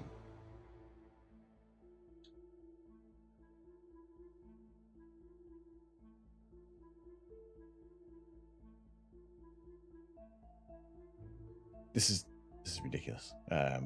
Okay, as I upgrade my ships, will the names change, or is it always going to be the one ship? You're often in Dewey Decimal, Shepard Honig, Elwood Blues on a mission from God. Name change at any time. Okay. For any ship.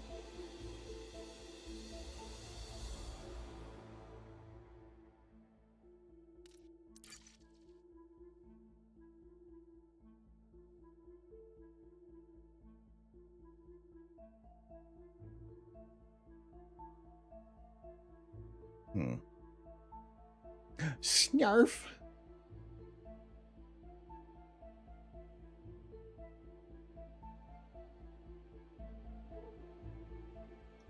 Oh.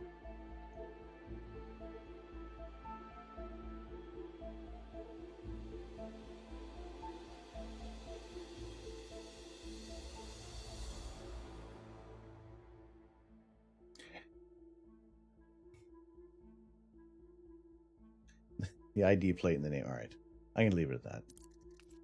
If we can change it at any time, because as we upgrade the ships, then we'll learn more about.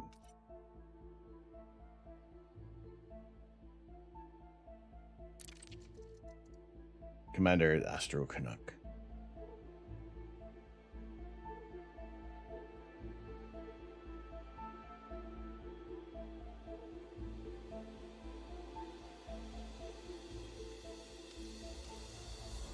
Your license is ready for registration. Jupiter 2 from Lost in Space. I did like the remake of Lost in Space.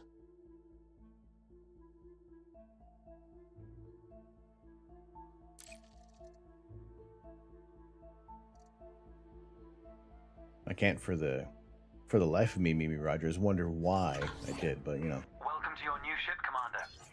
Your Pilot's Federation license has been issued, and you're free to traverse the galaxy as an independent pilot. Before launching for the first time, allow me to quickly introduce the basic interface for mission contracts. Almost all pilots will use the mission board at some stage. A contract has been assigned to you. Active missions are displayed in the Transactions tab of the external interface panel. I'm gonna This figure time out you'll need to travel my to Mawson interface Dock in panels the here. Dromi system. You can select these destinations at the navigation screen of the external interface panel. If you'd like to practice your journey first, I recommend the training simulations accessed via the internal interface panel. To review what we've discussed, select your comms panel and scroll through the recorded text. I'll contact you at Mawson Dock if you decide to complete this mission. If you choose to take a different path, then I wish you luck, Commander. All right, Commander. Shepard Honig is a reference to Carl Honig, the assassin priest in Johnny Mnemonic, played by Dolph Lundgren. Dolph Lundgren's fantastic. I think he's underrated in everything. That's it. We're gonna... Oh boy, who knows where we're gonna end up. Okay. What was I doing? I was looking for... Is there something in here?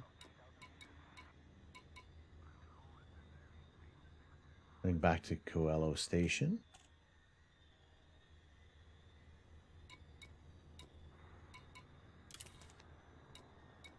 Or is that where I'm at? I'm already in Coelho Station. Oh, do I have fuel? Do I have to worry about fuel in here? 7 light years away. Allegiance, Pilots Federation, Government Corporate, High Tech, Security High, Security Inner Orion Spur.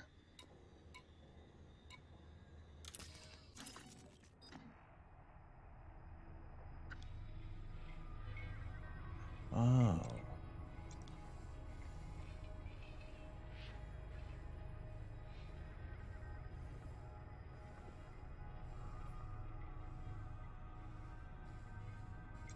Dolph makes for a great profile pic.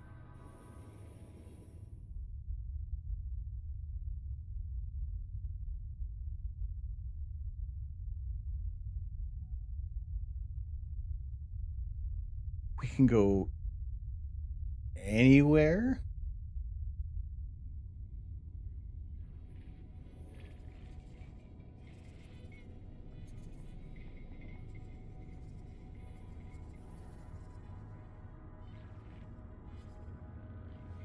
Seriously.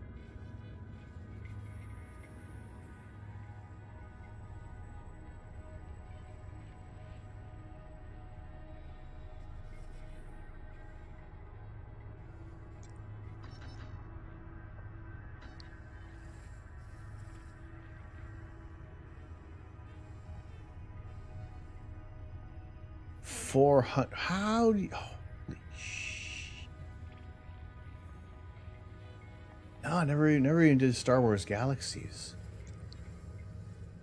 All can be visited within jump range. So do you have to... So if I was to want... If I wanted to go over to the Orion Nebula, say, I would need to make multiple jumps. Because I wouldn't be able to just... I couldn't just go anywhere right away, right?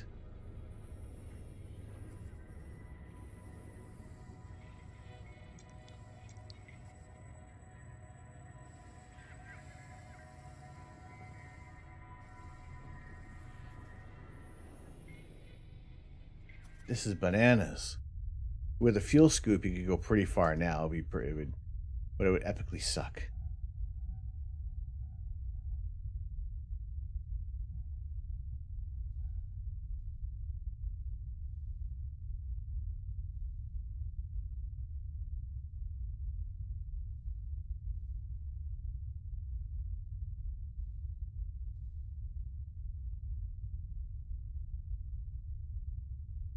Better to upgrade the ship's module, get engineering going. It could go to Sag A Star right now with a scoop, no problem.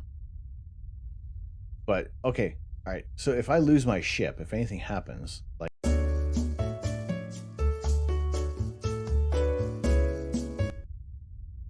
I know, right? Oh my goodness. This is amazing. This is ridiculous. This this kind of needs its own... Okay, there's a lot to take in on this.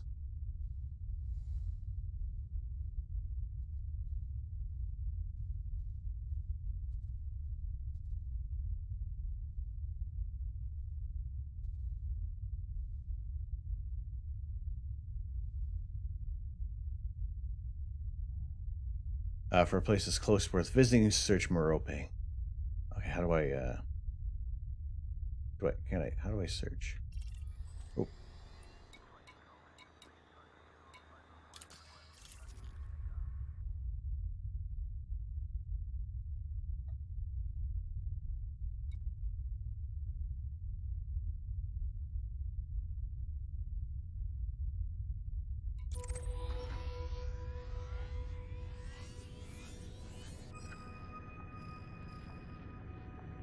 So we're going into the Pleiades.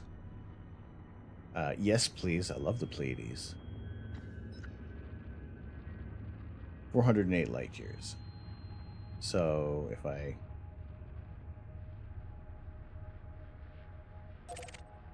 select it. All right, now what? Do I back out of here and then...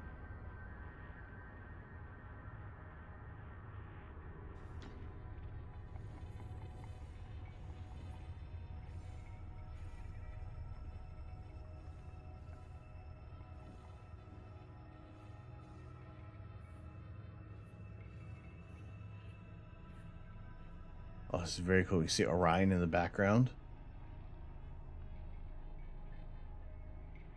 But I could encounter aliens or see a black hole. Okay, so if my ship is destroyed, is there like a save point that I come back to, or do I kind of like restart with a new ship?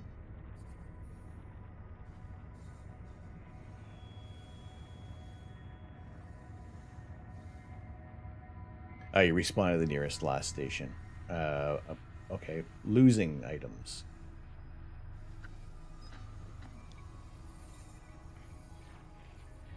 You magically escape and insurance replaces it. What if I don't have insurance?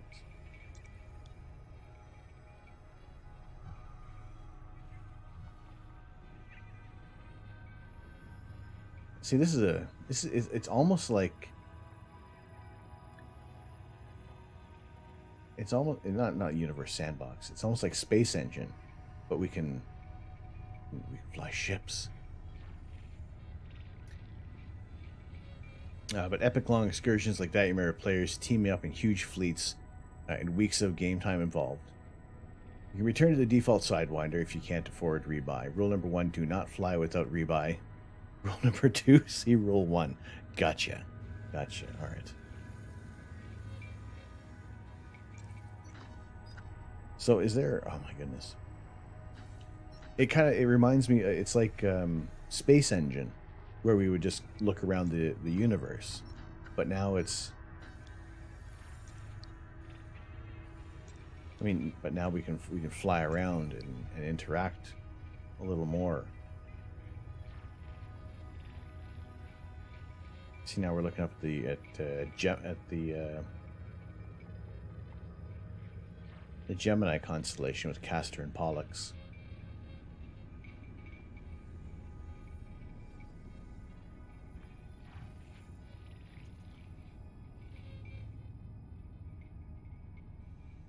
Yeah, I mean, it's our galaxy. This is incredible.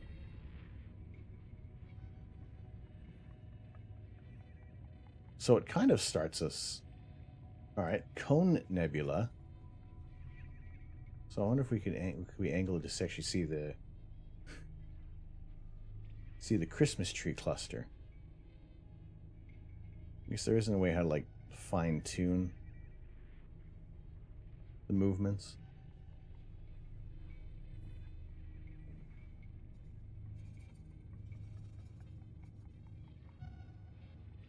All right, what time is it? 10:40. Let's do zoom control speed, so to speak.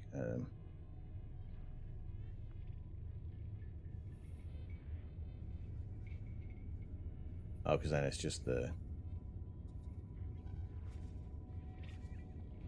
amount of detail. All right, this is where we are right now, right? We're in this area.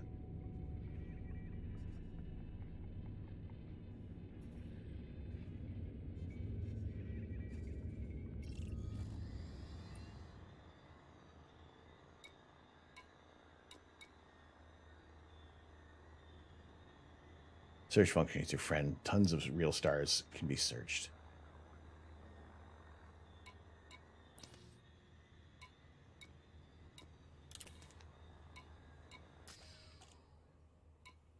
Go full, repair full.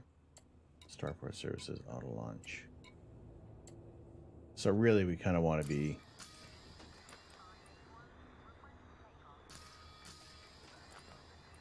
Oh, there's so much. Okay, there's going to be so much reading up on this tomorrow for sure.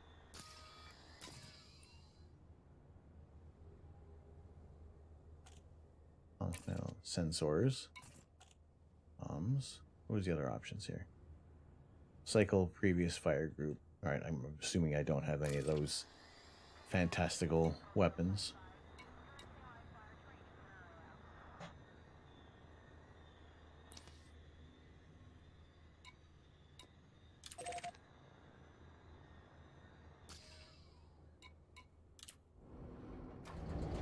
All right, let's go out. You have pulse lasers and you'll like it.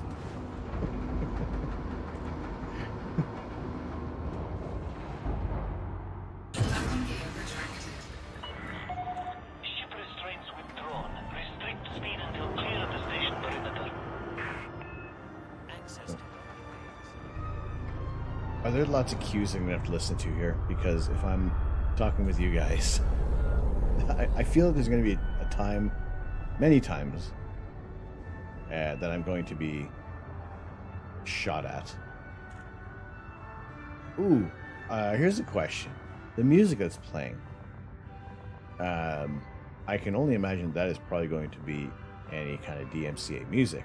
Is there a way that I can turn off the music in the game? Rapid fire engineered pulse lasers are nothing to sneer at, to be honest. Shooting can be arranged. Trespassers will be shot. Survivors will be shot again. Auto launch complete. Okay, so do I need to look for my... Am I looking for my target?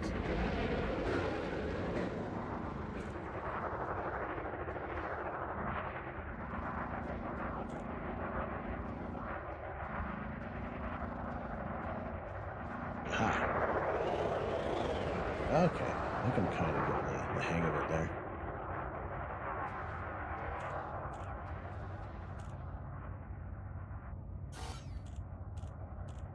Frame shot. I gotta get out of there. There's no way I can look backwards, is there?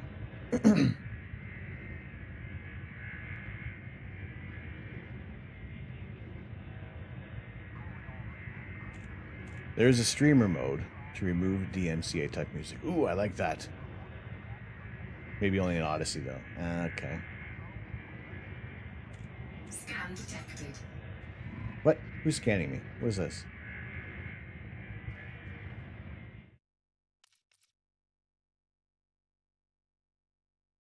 Yozan Leclerc. Hello, how are you? But just take off auto docking. You won't hear a blue Danube. Okay.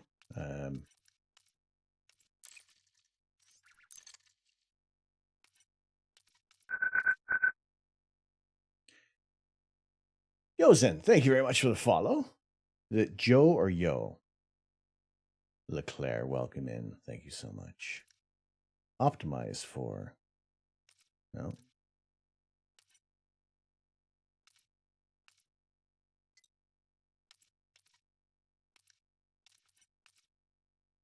Is it just the music?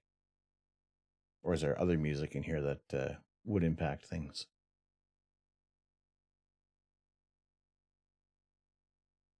It's how I want. Josane Leclerc, how are you? No, how's it going? All right, I sure want... No, I want to... Yes, I want to apply. Let's go back to this.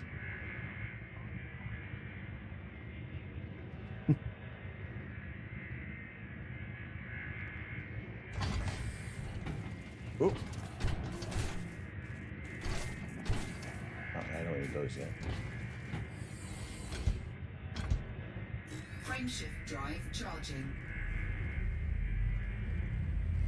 Alright, let's head over. Let's do this. Let's do this mission. Because, you know, this is the... Well...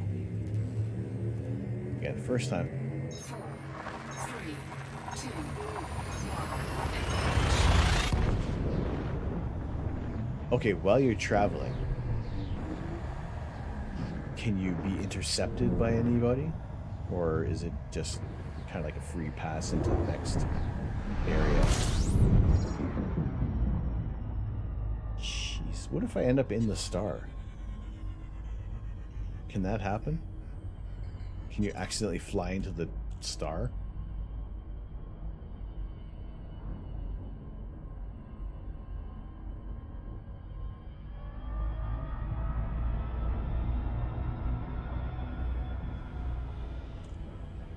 You can hit the star, but not go into it. All right.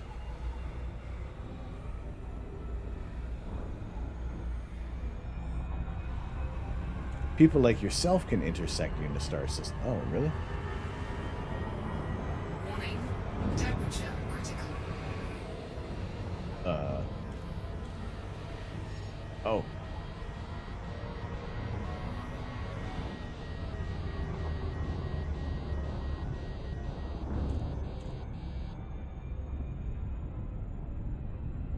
Is my ship smoking?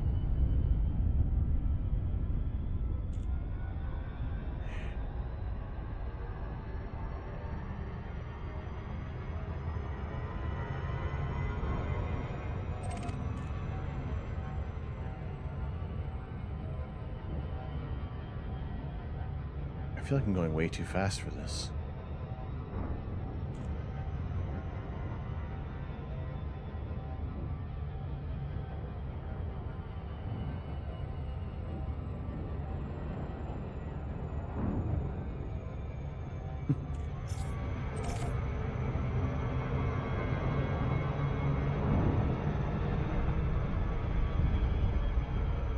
Oh, am I?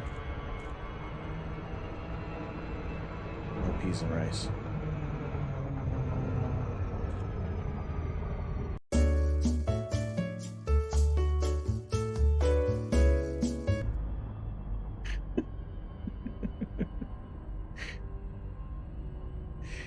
It's going way too fast.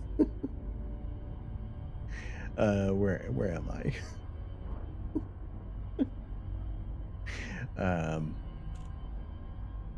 Right, what was my...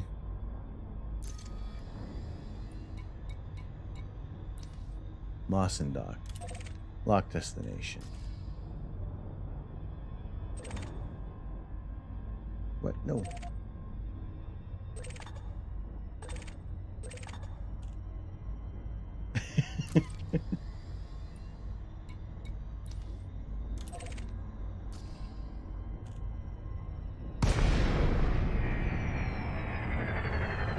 That didn't sound good.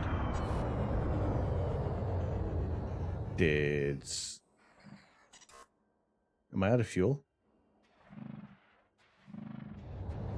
Oh no.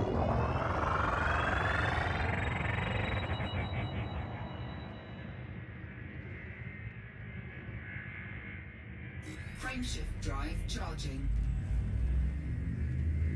I think I... 4, 3, 2, 1. Oh. Engage.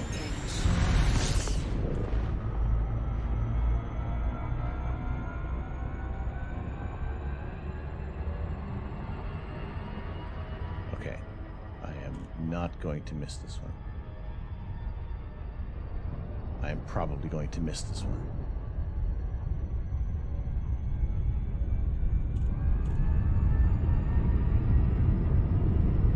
I feel like I'm...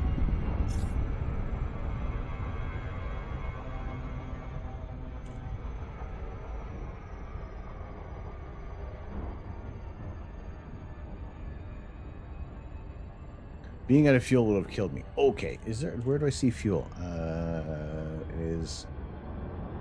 on the right? Is it just like under my shoulder here?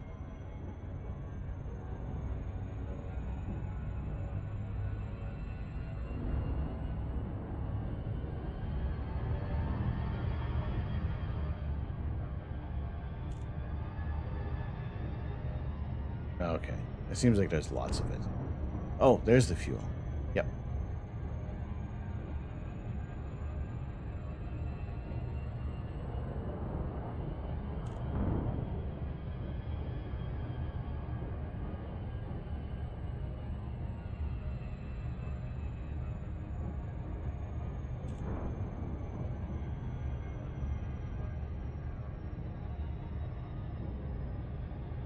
Your countdown timer should lock to 6 or 7 seconds. It'll stay at this rate if it's time to drop to get prompted just in the middle of the blue zone. Alright.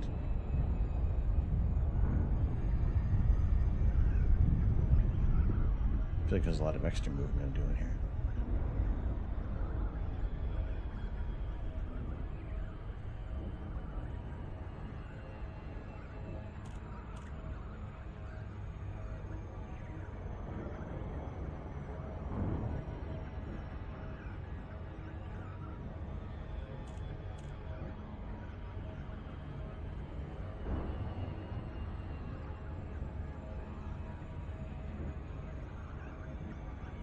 And you're probably watching and thinking, oh, I did all this before.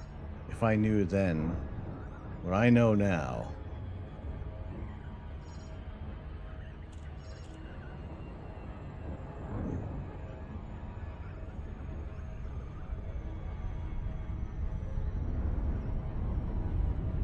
So is it automatically slowing down for me here?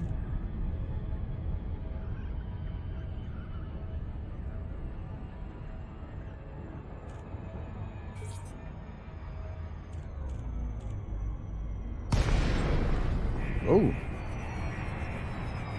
that's cool. Tango Hotel Echo. This is an independent star system, Commander. Request docking permission prior to touching down. Okay, all right. Boston's dock.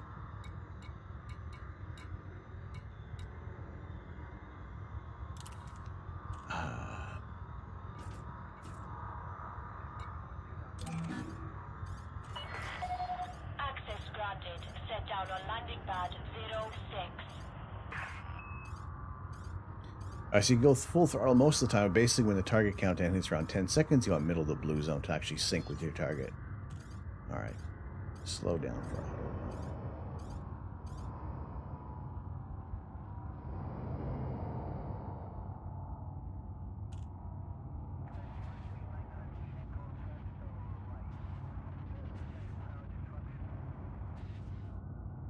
Okay. Oh. Automated docking approved. Gotcha. I see. All right.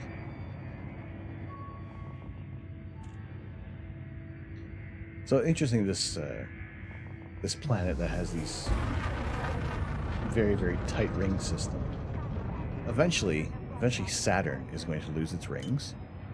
All the rings on Saturn will eventually be absorbed into the planet, and the next ringed planet in our solar system will be Mars, as one of its moons, Phobos, will eventually be ripped apart by tidal forces as it orbits Mars, and Mars will gain a new ring system. So it's interesting to see how many planets there are making with ring systems in here, when it seems to be that it's not as, possibly not as common. You're getting more hot Jupiters than Saturn-like planets.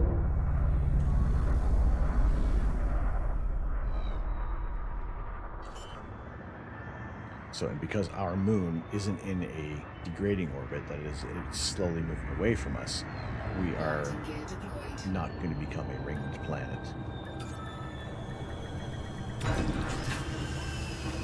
Well done. To complete the mission, access Starport services from the menu in the center of your dashboard. Then select the mission board from the General Services list on the left of the presented screen. You'll be able to hand in your assigned mission to the Pilots Federation representative here. This will formally complete the mission.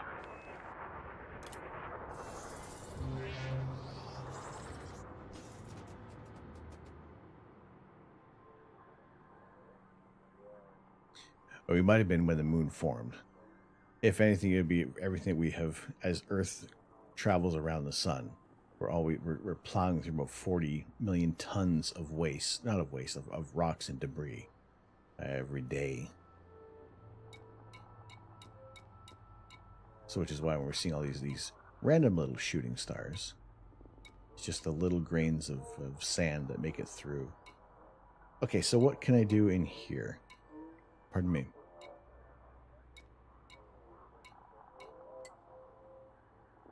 Moss and dock services are at your disposal, Galnet. Warning of ship abductions by fleet carriers.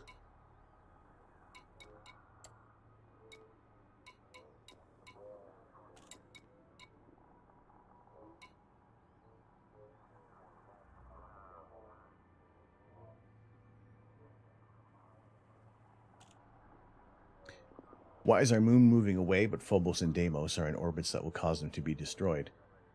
If we're going by the way how our moon was formed as a Mars-sized protoplanet did impact the Earth billions of years ago,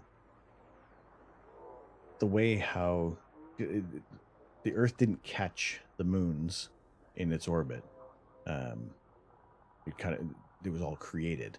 Whereas with Mars, you got Phobos and Deimos that were most likely a captured asteroid. And so they became the moon. So they were already locked in their in its gravitational force, and they're much smaller. So they're not able to overcome Mars's gravity. Whereas the moon is a substantially larger object in comparison to Mars and Phobos. Well, hello, Lily. How are you?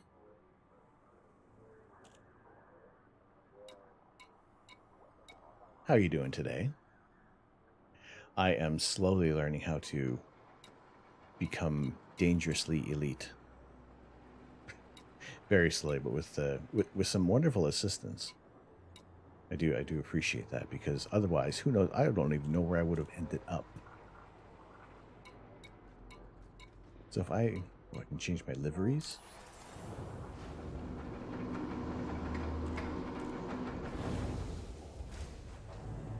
Is the Moss and Dock like a safe place to do? I totally offered to join you in this game if it didn't take months to get to me. Really?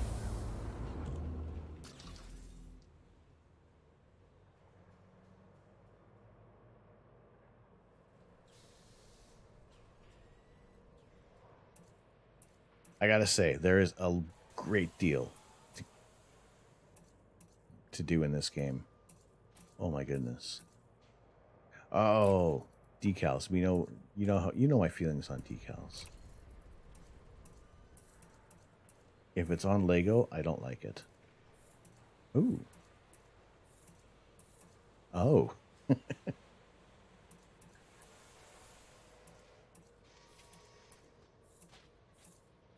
Well, how many? I have 33 credits.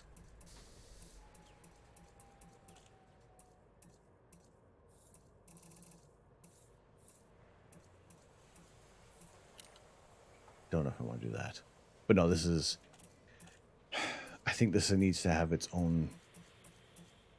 There will be more streams with Elite Dangerous for sure. You gain 400 a week with regular play. Oh, all right.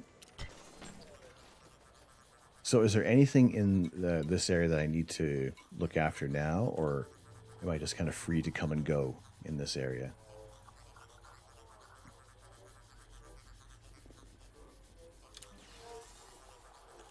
Mission board. Turn in your mission. All right.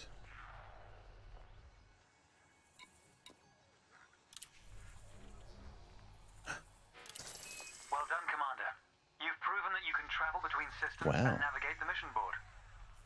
From this point on, you'll be choosing your own missions. A variety of contracts are available throughout the galaxy that require a skilled pilot. Once again, there are training missions available to practice a variety of controls and challenges. The pilot's handbook, found in the internal interface panel, also provides a wealth of advice on most professions. I'll look forward to watching your progress, Commander. Make us proud. This is Theo Acosta, signing off. Just say no to mining, eh? All right. Depending where you are, it could take you a while to reach you. You can only jump about 2 systems at this point. Number 1 objective should be getting a fuel scoop. Look up guides to Road to Riches. All right.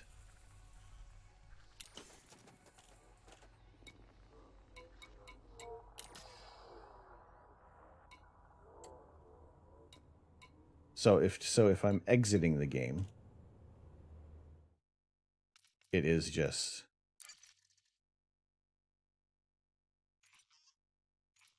Road to Riches sends you on a local galactic tour of the region, getting data for money. All right, so it should be saved, right? Easy money with no risk is your kind of thing. You think?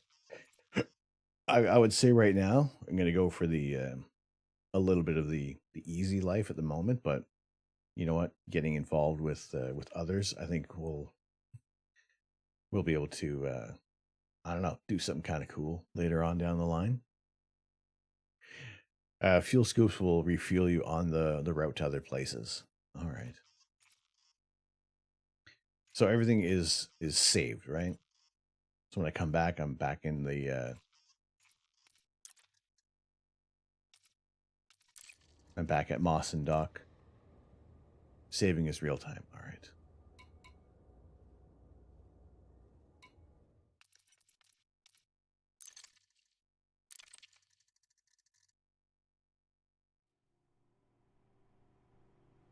Commander Astro Canuck. Oh my goodness. Okay, so this is freaking cool. This is awesome. All right. So far, I am thoroughly impressed. Acal for all seasons, I thank you very much for your assistance here. This is fantastic. I would hazard to say right now that this is probably a very good choice for a game to play that is kind of our way of exploring the galaxy. It looks like there is everything mapped within our own galaxy in here. So everything that we have imaged in the past. It's an ish spacecraft. You can do so much better. I probably can. I can probably get a badass ship. I can probably get something put together. I have no idea what the ships are. I have to see what other... There's little bits of news in here. Crime wave raises security and concerns. Colonia Bridge project faces possible changes. Like, are these...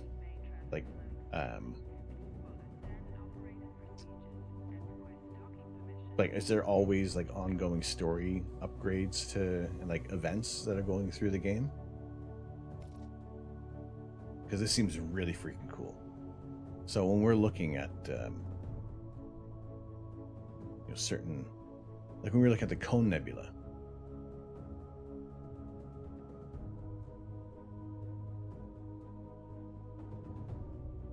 when we were on the map, we were looking at the Cone Nebula. That's this part right here. That's the Cone Nebula that we've imaged. So I was trying to see if we actually see the Christmas tree cluster within it. Weekly activities and community goals pop up there basically every Thursday. The universe changes as the users interact, really.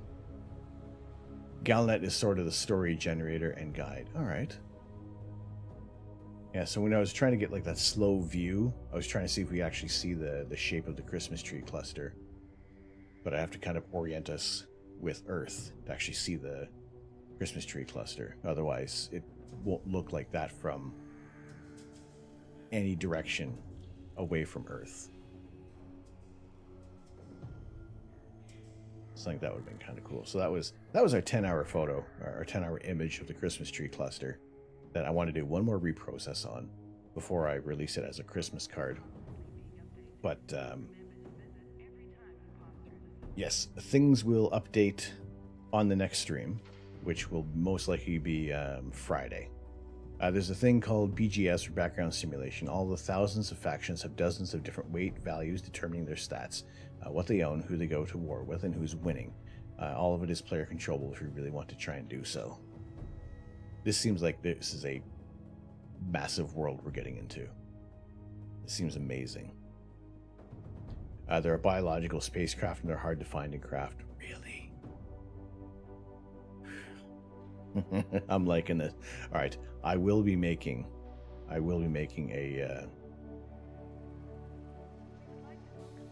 an Elite Dangerous page on the Discord probably a little later tonight. So yes, Friday night is going to be our regular astronomy chat, and maybe a tiny more bit of Elite Dangerous. Let me meet the Hydra. Boy.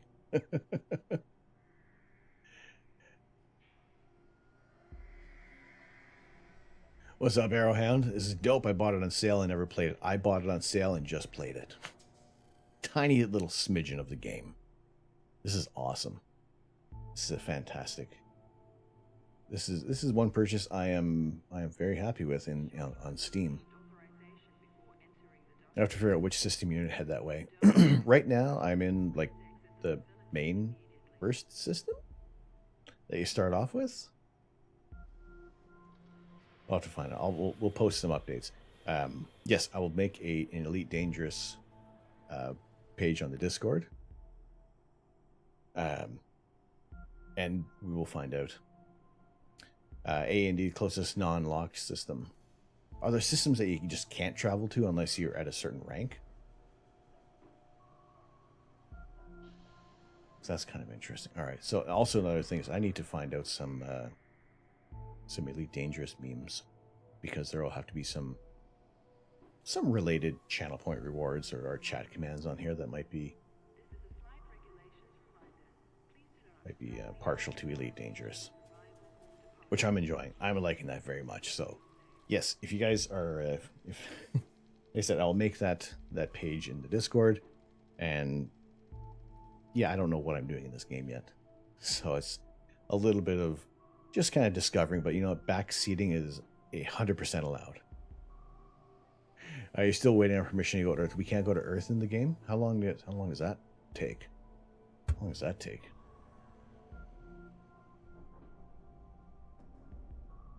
That's very cool. All right, I'm looking forward to that. Looking forward to getting deeper into Elite Dangerous, and yeah, just kind of checking out. And also Cal for all seasons. Cal, if you're saying that other people are going to kind of be popping in, I'm looking forward to that. Looking forward to meeting the Elite Dangerous community. So until then, I'm going to say we're going to find someone to raid out to, as it is 11 o'clock and it has been a long day. Look up Rhino Lion, nice chill channel on Pottery. He also plays out his didgeridoo from time to time. Oh, really? Let's see, where's my Twitch? Hello.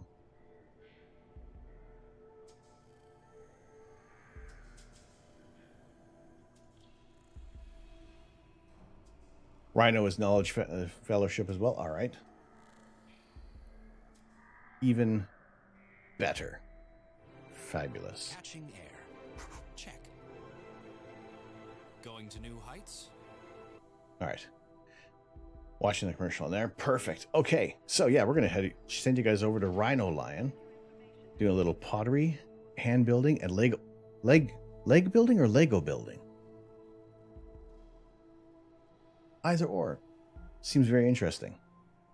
I appreciate you guys hanging out tonight. It has been This is what I kind of wanted Saturday to be, but in a way, I'm glad that... Oh my. It is leg building.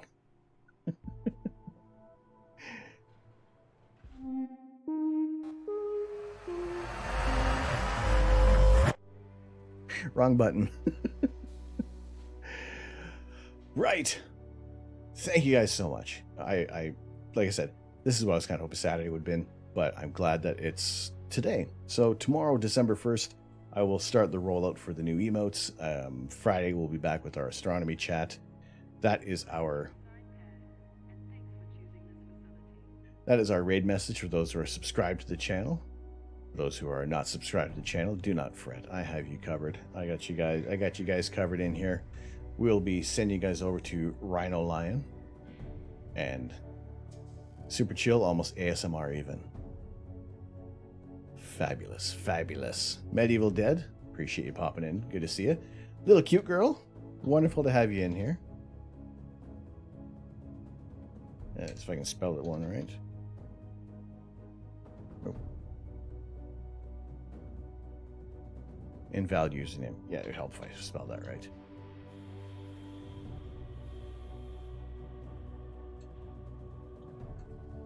There we go. So yes, thank you guys so much for hanging out tonight. It has been a wonderful stream. I look forward to seeing you guys again on Friday. Look forward to playing. Okay.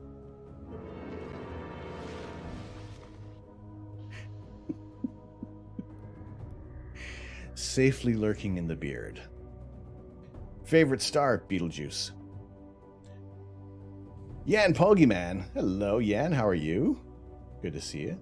Appreciate if you guys want to stick in on the raid one more time. Those always are raid messages. It has been a fantastic evening. This is tremendous. Favorite star in the game? I don't know. In the game, we'll see. We will see. There's going to be a new favorite star. We'll find it. We'll discover it. We're going to tour the universe. We're going to tour the galaxy. It's going to be fantastic. I thank you guys so much for hanging out. We will see you back on Friday. I have been Tom. I am the Astro Canuck. Kieran Sango is a handsome man. I'm not here to change the world.